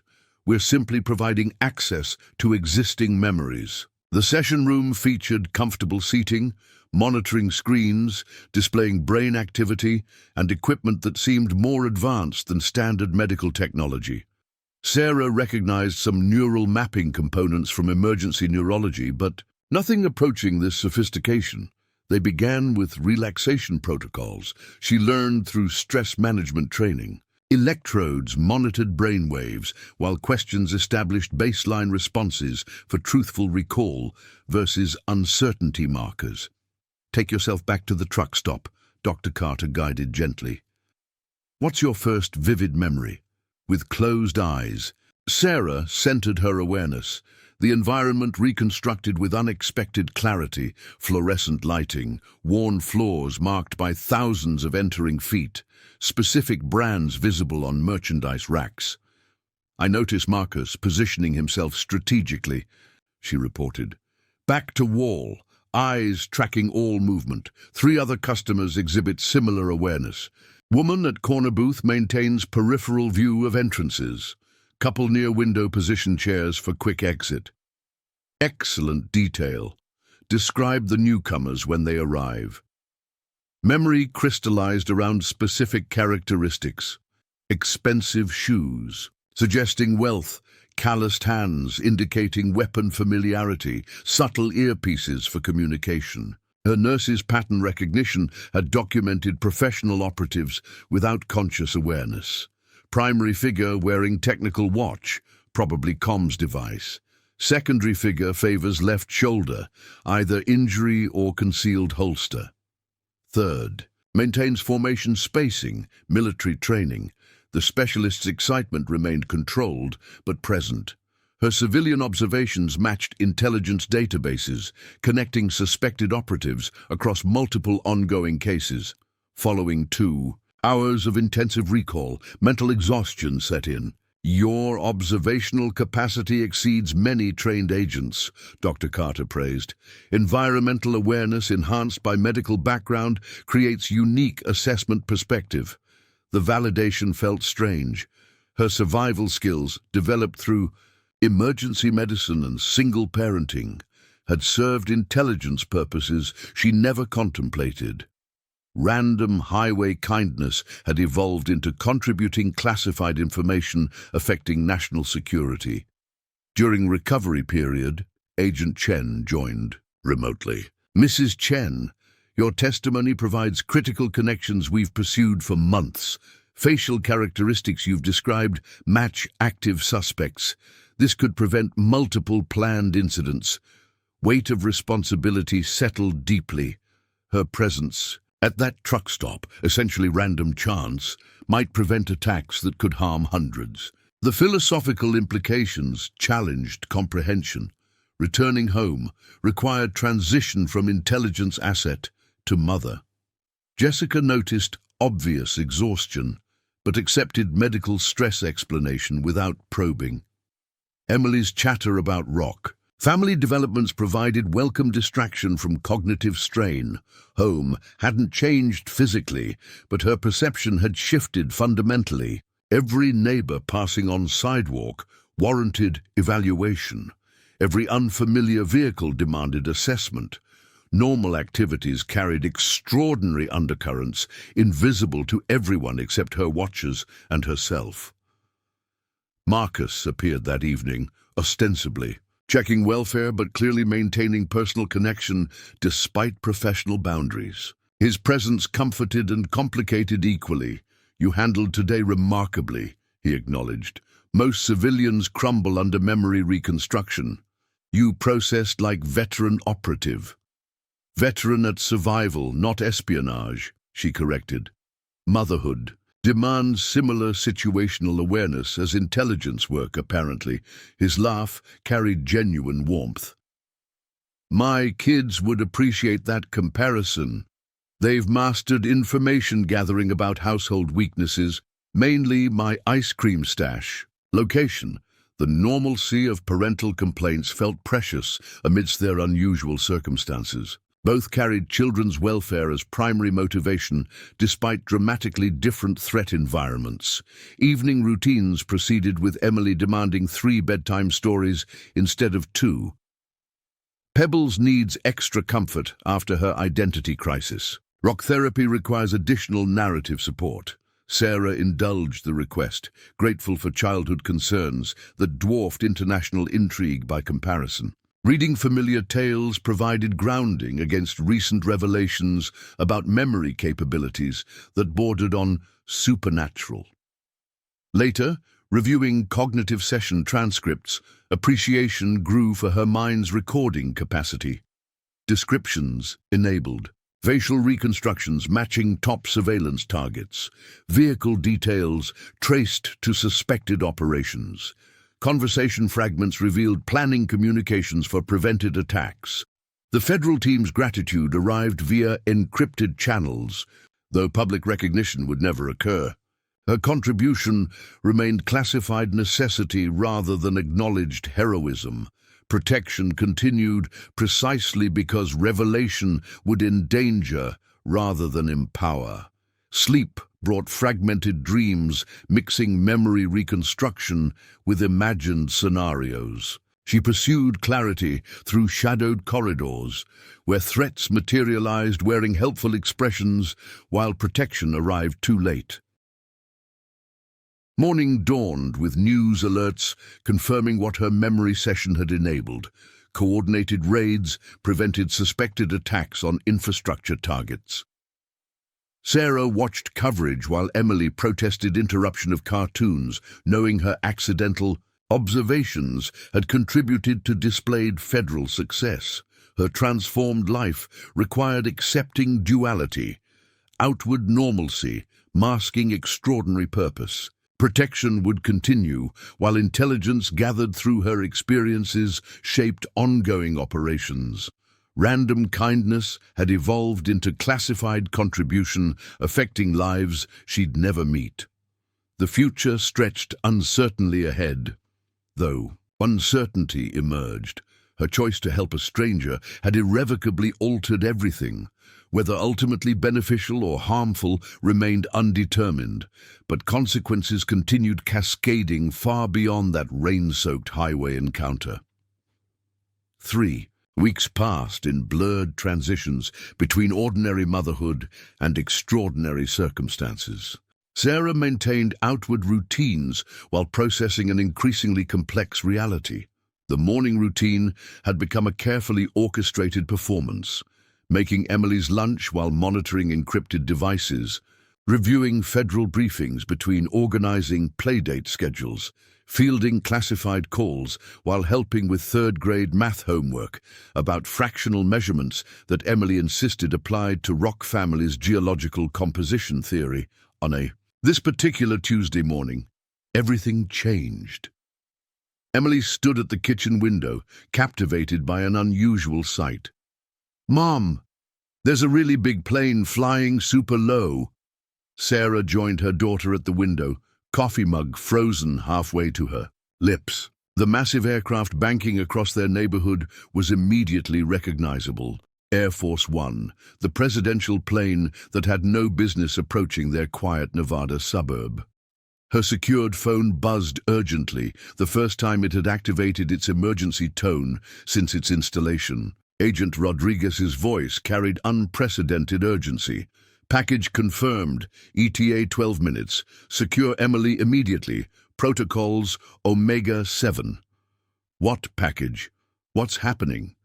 "Presidential visit. Direct request. Your presence specifically required. Full disclosure authorized. I'm en route."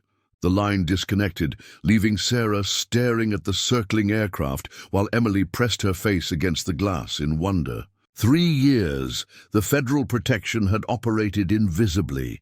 Discreet agents cycling through their daily routines, modified security systems working seamlessly, the memory reconstruction sessions revealing information that prevented attacks reported as simple police raids. Now the highest office in the country acknowledged her existence. Military vehicles began appearing on their street, not the subtle civilian cars she'd grown accustomed to, but marked Secret Service SUVs, communication vans, and tactical support units.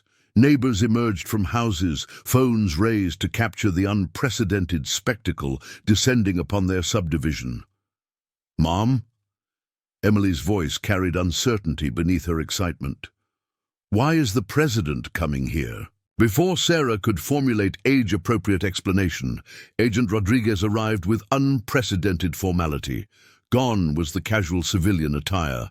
Today she wore full-service jacket, earpiece, and bearing that announced official capacity. Mrs. Chen, I apologize for the compressed timeline. 3 months ago, your testimony enabled prevention of coordinated attacks planned for the State of the Union. The President has decided to personally acknowledge your contribution. You said involvement would remain classified, Sarah protested, while part of her mind noted the irony. After endless discretion, revelation arrived without preparation. Circumstances evolved beyond standard protocols. Recent international developments require acknowledgement of assets who've contributed significantly to national security. You prevented what intelligence suggests could have been the largest domestic terror event since 9/11. The weight of that statement threatened to overwhelm. Through the window, Sarah watched Air Force One continue its wide circle, fighter escort maintaining precise formation. Their modest neighborhood had transformed into temporary command center for the most powerful office on Earth. Emily needs to be protected, yes. Mrs. Peterson has been assigned as personal guardian. She's arriving now. Rodriguez gestured to an approaching armored vehicle. Jessica's sudden appearance at the door added to mounting surrealism. Sarah, what's happening? My entire street is blocked by federal agents. The moment crystallized, 3 years of careful concealment dissolving. In real time, Emily watched everything with 8-year-old processing capacity stretched to incomprehension. Their quiet life had spectacularly imploded under the weight of its own secrets. Jessica, Sarah began carefully, remember the night of that terrible storm when I was late getting home? At her friend's nod, she continued, I stopped to help someone stranded on the highway. That simple decision connected me to events I could never have imagined. The abbreviated explanation fell short of truth's magnitude, but Agent Rodriguez nodded approval. Civilian relationships required gentle disclosure rather than intelligence dump. Mrs. Peterson, the same protective agent who'd posed as grocery store security, approached with practiced reassurance. Emily, would you like to see the special car where the president's helpers work? It has computers and radios you've never seen before. Emily's natural curiosity warred with proximity anxiety. Sarah knelt to her daughter's eye level, understanding. This moment required fundamental honesty within reason's bounds. Remember how we talked about helpers during the storm? How brave people sometimes need to do secret things to keep everyone safe. At Emily's tentative nod, Sarah continued, The president wants to thank Mommy for helping someone when it was important. It's like when teachers give awards for good deeds, but with the president instead. Emily's face scrunched in concentration. Is this because of my Rock family's international adoption initiative? I wrote that letter to the White House about geological diversity. Despite tension's gravity, laughter erupted. Emily's ability to center monumental events around her creative obsessions remained gloriously intact. Even Agent Rodriguez's professional demeanor cracked slightly. Perhaps that too, Rodriguez allowed, diplomatically. Shall we prepare for the president's arrival? The next 15 minutes blurred through unprecedented activity. Secret Service advance teams swept the property while communications specialists established temporary command post. In Sarah's garage, neighbors were politely requested to maintain indoor positions as Marine One, the presidential helicopter, created landing zone in the community park 3 blocks away. Sarah changed from comfortable nursing scrubs to respectable civilian attire, while Emily chattered excitement about telling school friends she met the president. Jessica remained in supportive confusion, her nursing training recognizing shock manifestations in her lifelong friend. I can't begin to process this, Jessica admitted. 3 years wondering why you seemed haunted, why federal vehicles occasionally. Parked on our street, why certain phone calls made you disappear into the bedroom for lengthy conversations. I couldn't tell you, Sarah replied honestly.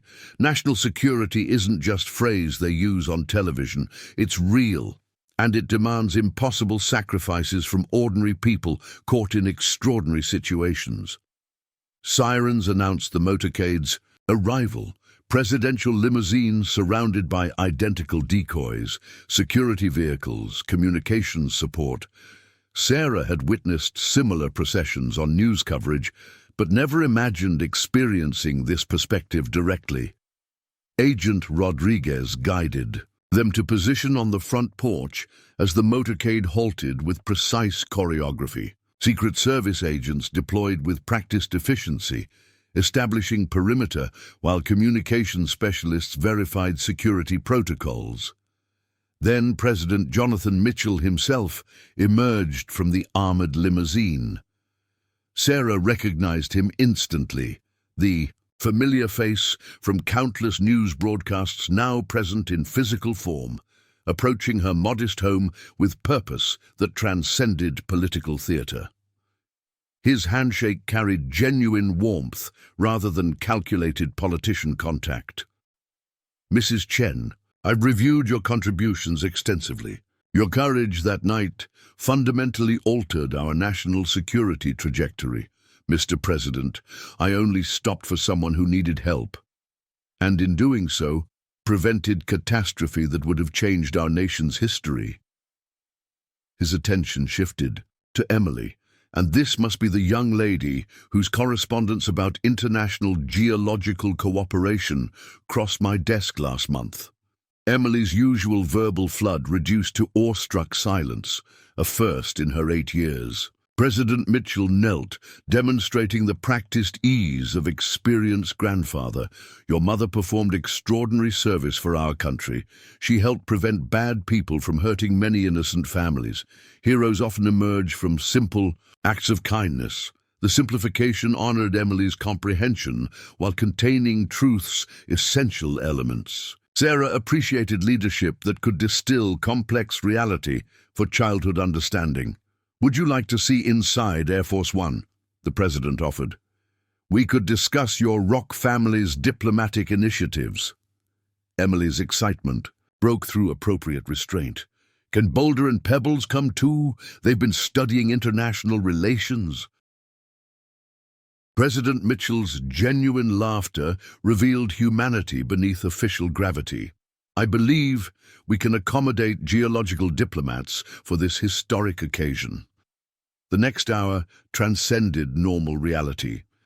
Emily received private Air Force One tour, while Sarah participated in classified briefing with President Mitchell, Director of National Intelligence, and key security officials. 3 years of protected information, merged with broader context she'd never fully comprehended. Your testimony prevented 47 planned attacks across 17 states, Director Patricia Caldwell explained, presenting documentation that transformed isolated incidents into comprehensive threat assessment. The Petrov network's activation sequence relied on precise timing. Your observation of that specific watch mechanism, registered as communications device, allowed us to intercept coordination frequencies. Satellite imagery, intercepted communications, and operation timelines painted overwhelming picture. Sarah's truck stop presence hadn't just disrupted one group. It had exposed entire infrastructure designed to destabilize multiple metropolitan areas simultaneously. The helicopter crash that brought Hernandez to your location wasn't random, the president continued. His team had infiltrated cells preparing coordinated strikes. Their pursuit by Russian assets created desperation that led them to that highway. Your decision to stop represented last chance for extracting critical intelligence. President Mitchell produced formal commendation, classified status, preventing public ceremony, but acknowledging extraordinary civilian contribution to national defense. The weight of inscribed metal bore witness to invisible sacrifice. Why reveal all this now? Sarah asked. 3 years maintaining secrecy. Then suddenly, international developments, the president explained. Our actions based on your intelligence have reshaped geopolitical landscape. Several allied governments have requested acknowledgement of civilian courage that protected their interests as well as ours. While honors remain classified within traditional channels, selected personal recognition was deemed necessary. The diplomatic language concealed underlying truth. Her story had become cautionary tale about extraordinary citizens caught in intelligence crossfire. Recognition served multiple purposes beyond gratitude. Emily's excited voice interrupted serious discussion. "Mommy, the president has special cookies. Boulder and Pebbles met the vice president's pen. It's the one that signs important papers." Her daughter's ability to extract childhood wonder from historic gravity reminded Sarah why she'd fought to maintain normalcy despite extraordinary circumstances. Emily had adapted to their life's upheavals with remarkable resilience. Federal protection becoming community helpers, security protocols translating as safety games, and now presidential visit metamorphosing into exciting playdate with rock families achieving diplomatic recognition. As the briefing concluded, President Mitchell addressed practical concerns. Your protection status transitions today. Threats have been neutralized or contained to acceptable levels. Standard monitoring continues, but active daily coverage will decrease substantially. Relief competed with adjustment anxiety. 3 years adapting to constant observation had normalized. Their protective umbrella, its gradual removal, required recalibrating threat assessment matrices that had become second nature. What about Emily? The question contained every parental concern compacted into 3 words. Childhood memory proves remarkably adaptable. What she experiences today as exciting adventure will eventually process as unique, but not traumatic. Our child psychology specialists have tracked similar cases. Selective disclosure at appropriate developmental stages prevents lasting impact. The assurance carried professional authority backed by experience Sarah could only imagine. Military families navigated these transitions regularly, though few dealt with presidential revelation as therapeutic technique. Their return to the motorcade drew neighborhood attention impossible to ignore. Secret Service agents politely managed curious residents while protecting Emily's approach to the presidential limousine. Sarah recognized several protection agents who'd rotated through their coverage. Peterson, who'd assisted at the grocery store, Martinez, who'd interviewed her extensively, Thompson, who'd monitored night patrols. Each nodded respectful farewell, professional acknowledgement of shared experience concluding. Their vigilance had preserved Emily's normal childhood, despite underlying threats most 8-year-olds never imagined. President Mitchell's final gesture surprised everyone. Removing his presidential pen, the famous cross-century tool used to sign historic legislation, he presented it to Emily. "Young lady, your geological diplomacy initiative shows promise for future international relations. Consider this advance payment for services rendered when you establish the first United Nations Rock Council." Emily accepted with ceremonial gravity, undermined by immediate inquiry. But how will Boulder sign documents without opposable thumbs? We might need to consider accessibility modifications. The president's laughter contained genuine appreciation for her logical approach to complex challenges. "I'm certain you'll devise innovative solutions. History's greatest leaders always do." As Air Force One lifted off 30 minutes later, neighbors slowly emerged to process neighborhood's brief transformation into temporary White House outpost. Sarah fielded questions with careful responses, presidential acknowledgement of storm assistance, routine security protocols, nothing approaching actual truth's weight. Jessica eventually cornered her for private conversation that evening. "Look, I get that government stuff stays secret. But 3 years of watching my best friend carry invisible burdens while pretending everything's normal, that's friendship territory, not national security. Sarah considered various responses before settling on limited honesty. Remember learning about people who get witness protection, how they have to live completely different lives. I wasn't that extreme, but circumstances required adaptation most people never experience. The partial truth satisfied Jessica's need for acknowledgement while respecting classification boundaries. Their friendship had survived multiple challenges: Andrew's abandonment, Sarah's mother's death, Emily's adjustment to single parenting. Adding federal involvement to this history required careful integration rather than explosive revelation. That night, after Emily's exhausted collapse into sleep, clutching the presidential pen, Sarah reviewed her life's trajectory with fresh perspective. 3 years ago, she'd been single mother, struggling with hospital bills and custody arrangements. Tonight, she possessed classified commendation from the president, acknowledging contributions to national security. The transformation seemed impossible, yet evidence surrounded her. Modified security systems, encrypted communication devices, federal documentation detailing prevented catastrophes. Her ordinary existence had temporarily intersected with extraordinary necessity, reshaping both irrevocably. Marcus contacted her near midnight, their first direct communication since official protocols relaxed. His voice carried warmth unfiltered. By operational constraints, heard today's events made quite impression. Emily's rock family's achieving international recognition.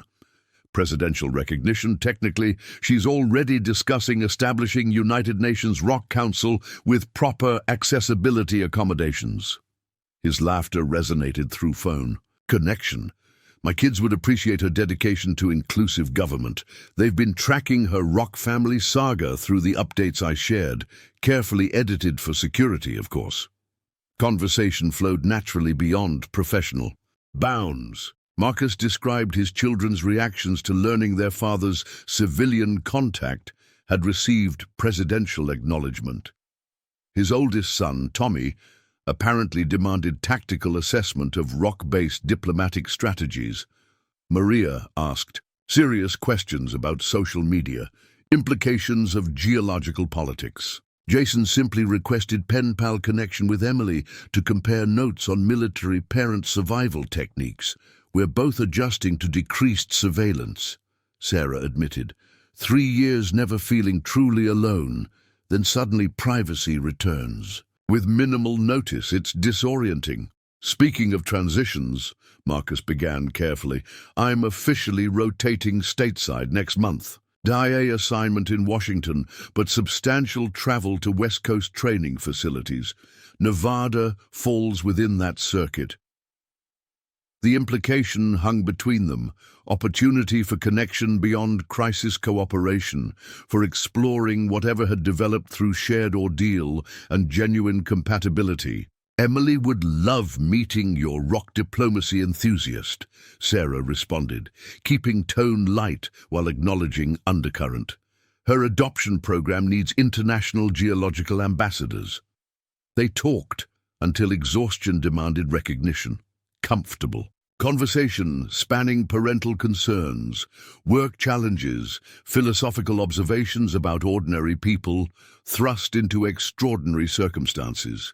Connection had evolved beyond trauma, bonding into authentic appreciation for shared perspectives shaped by experiences most would never comprehend. Sleep brought peaceful dreams for the first time in months. No surveillance concerns, no threat. Assessment requirements, just normal recovery from presidential visit turned childhood adventure.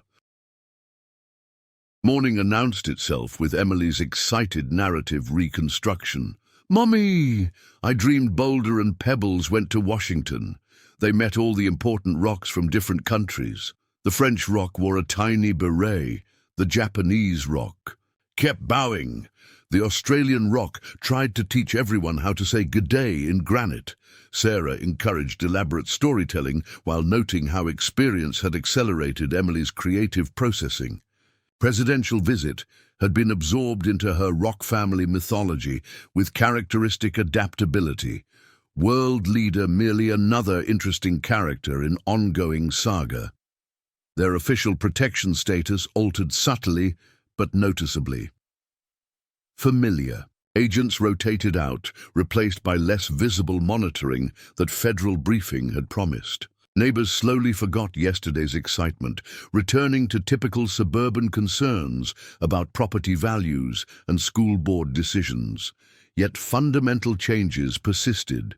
Sarah moved through daily routines with confidence born from surviving the unsurvivable.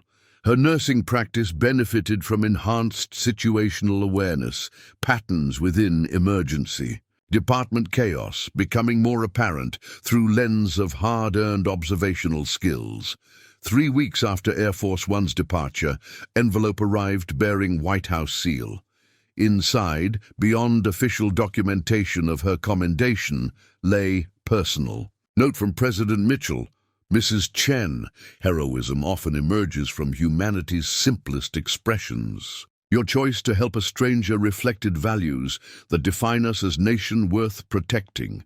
While public recognition remains impossible, please accept profound gratitude from those whose lives you helped preserve. Your daughter shows remarkable, creative talent. I anticipate future innovative solutions from Boulder and Pebble's diplomatic endeavors.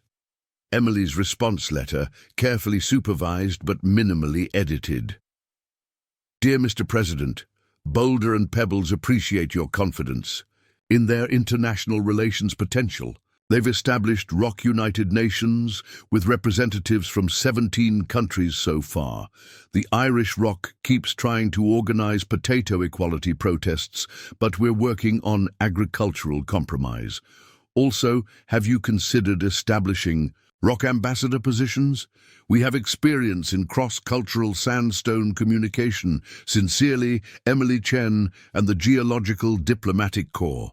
The President's eventual reply included official recognition of Rock United Nations as honorary Advisory Council on Unconventional Problem-Solving Approaches. Emily displayed the certificate proudly alongside previous correspondence, her 8-year perspective processing historic interaction as natural extension of creative play. 6 months after their highway encounter, Sarah received final notification about protective protocols. Active surveillance continued in reduced capacity, advanced warning systems remained installed, emergency response protocols stayed current, but daily monitoring transitioned to occasional check-ins. Agent Rodriguez's final official visit carried both closure and possibility. Your protection status downgrades to standard civilian level, though enhanced monitoring remains available if circumstances require.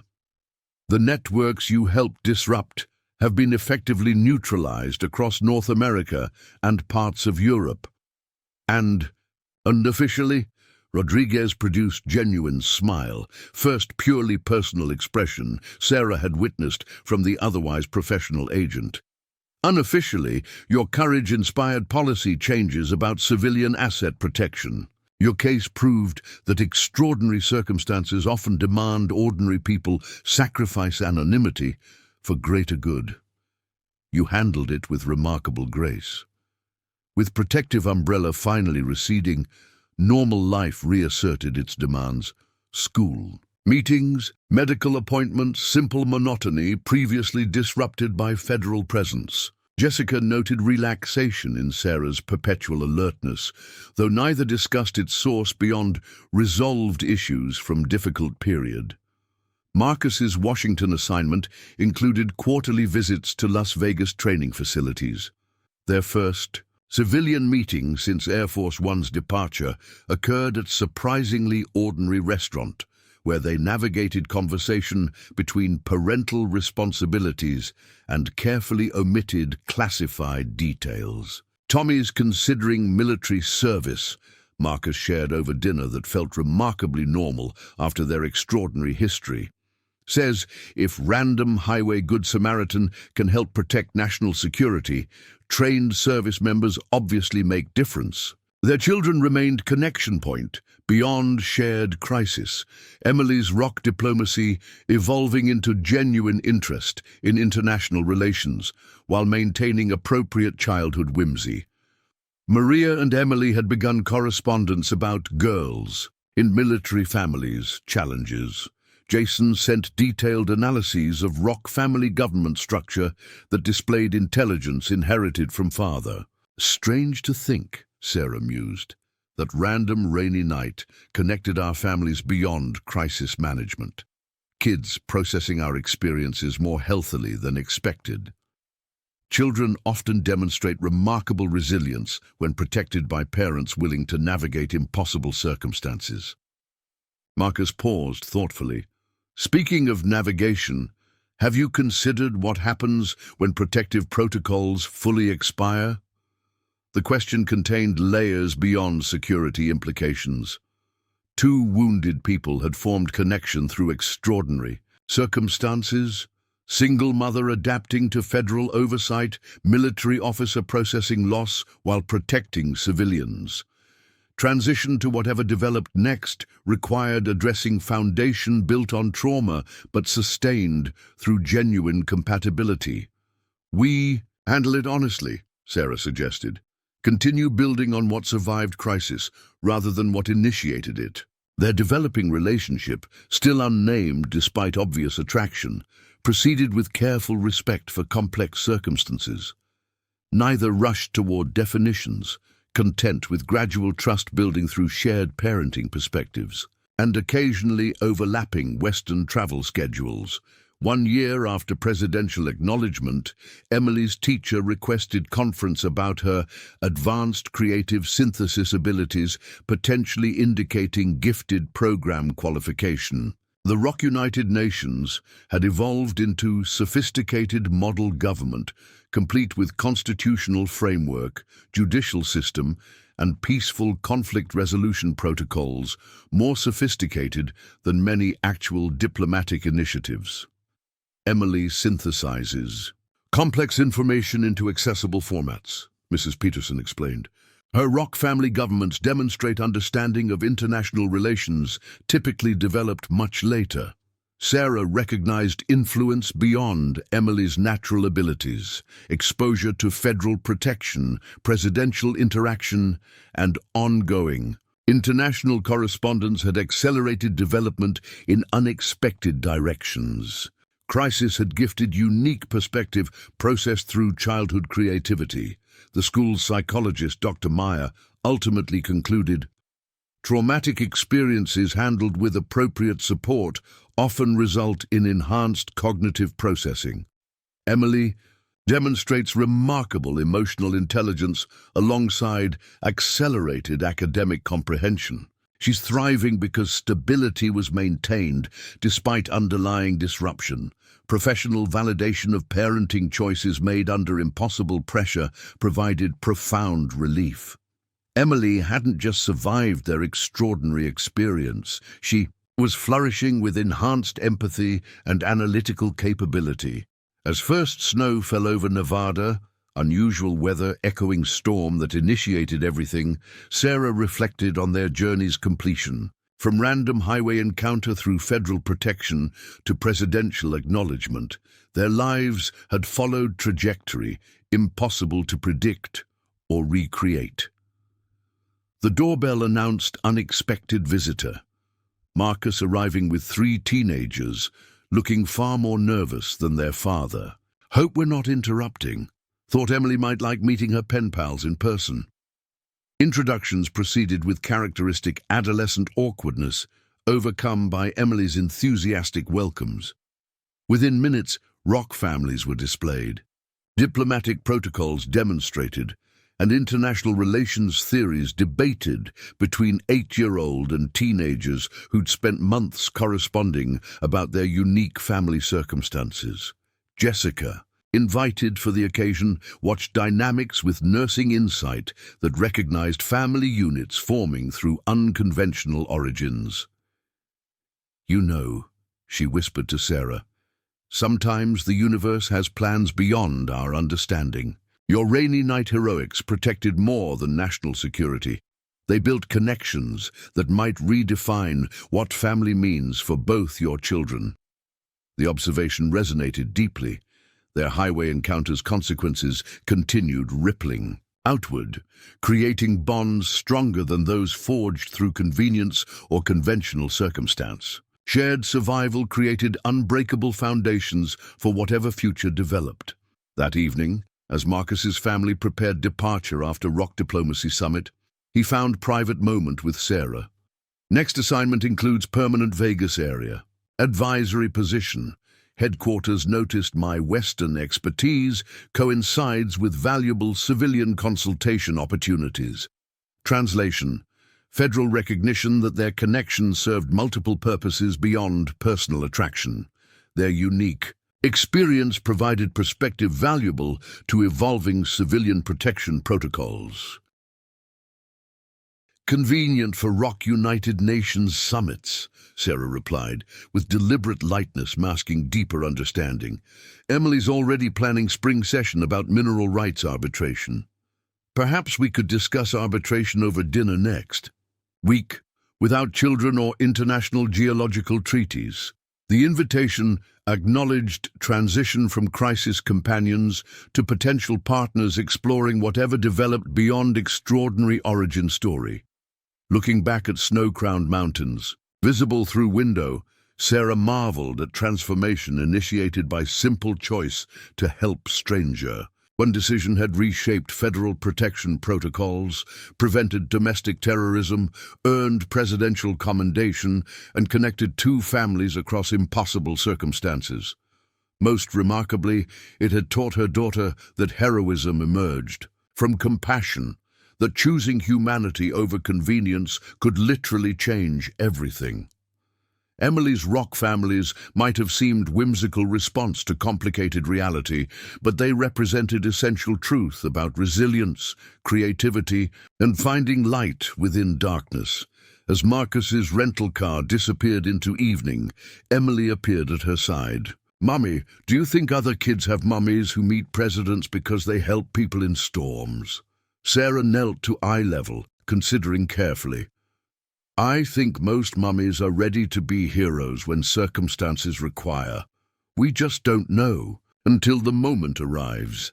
Like how I was ready to be Rock United Nations leader." "Exactly like that, baby." She hugged Emily tightly, grateful beyond words that their extraordinary journey had preserved innocence while nurturing extraordinary qualities. The future stretched ahead with newfound clarity. Federal oversight had concluded officially, though. Connections forged through service remained available if needed. Marcus's presence would transition from occasional military consultant to regular part of their lives. Emily would continue developing remarkable abilities shaped by experiences most children never approached. Standing in their living room, scene of countless federal briefings, emergency preparations, and childhood diplomatic innovations, Sarah understood profound truth about ordinary people facing extraordinary challenges. They adapted, they survived, they sometimes even flourished, all because human spirit possessed remarkable capacity for resilience when connection mattered more than convenience. 3 years ago, rain had driven her to stop for unknown soldier whose presence threatened everything while saving much more. Tonight, snow gathered outside as warmer future beckoned, one where family expanded to include those who understood that sometimes strangers became heroes, heroes became family, and family created hope strong enough to weather whatever storms would come. The scar tissue of crisis had transformed into foundation of unexpected strength. Tomorrow would bring normal challenges of single motherhood, nursing duties, and Emily's boundless creativity. But beneath everyday rhythms flowed current of extraordinary connection to service beyond self that would influence all their remaining days. In the end, Sarah's choice hadn't just saved lives or prevented attacks. It had fundamentally altered how they viewed purpose, connection, and courage within ordinary circumstances. Their story would remain classified in official records, but lived truth, continuing through Emily's generation and beyond. As mother and daughter prepared for bed, Emily asked final question that somehow captured everything. "Mommy, if you could go back to that rainy night, would you still stop?" Without hesitation, Sarah answered, "Every single time, baby, every single time." No reward was worth more than knowing that simple kindness had rippled across time and space to create future neither better nor worse, but undeniably more meaningful than anything predictable path could have provided. Their lives had touched history's secret chapters, and though most would never know the rain-soaked night a single mother's compassion helped protect a nation, its echoes would resound through all their tomorrows.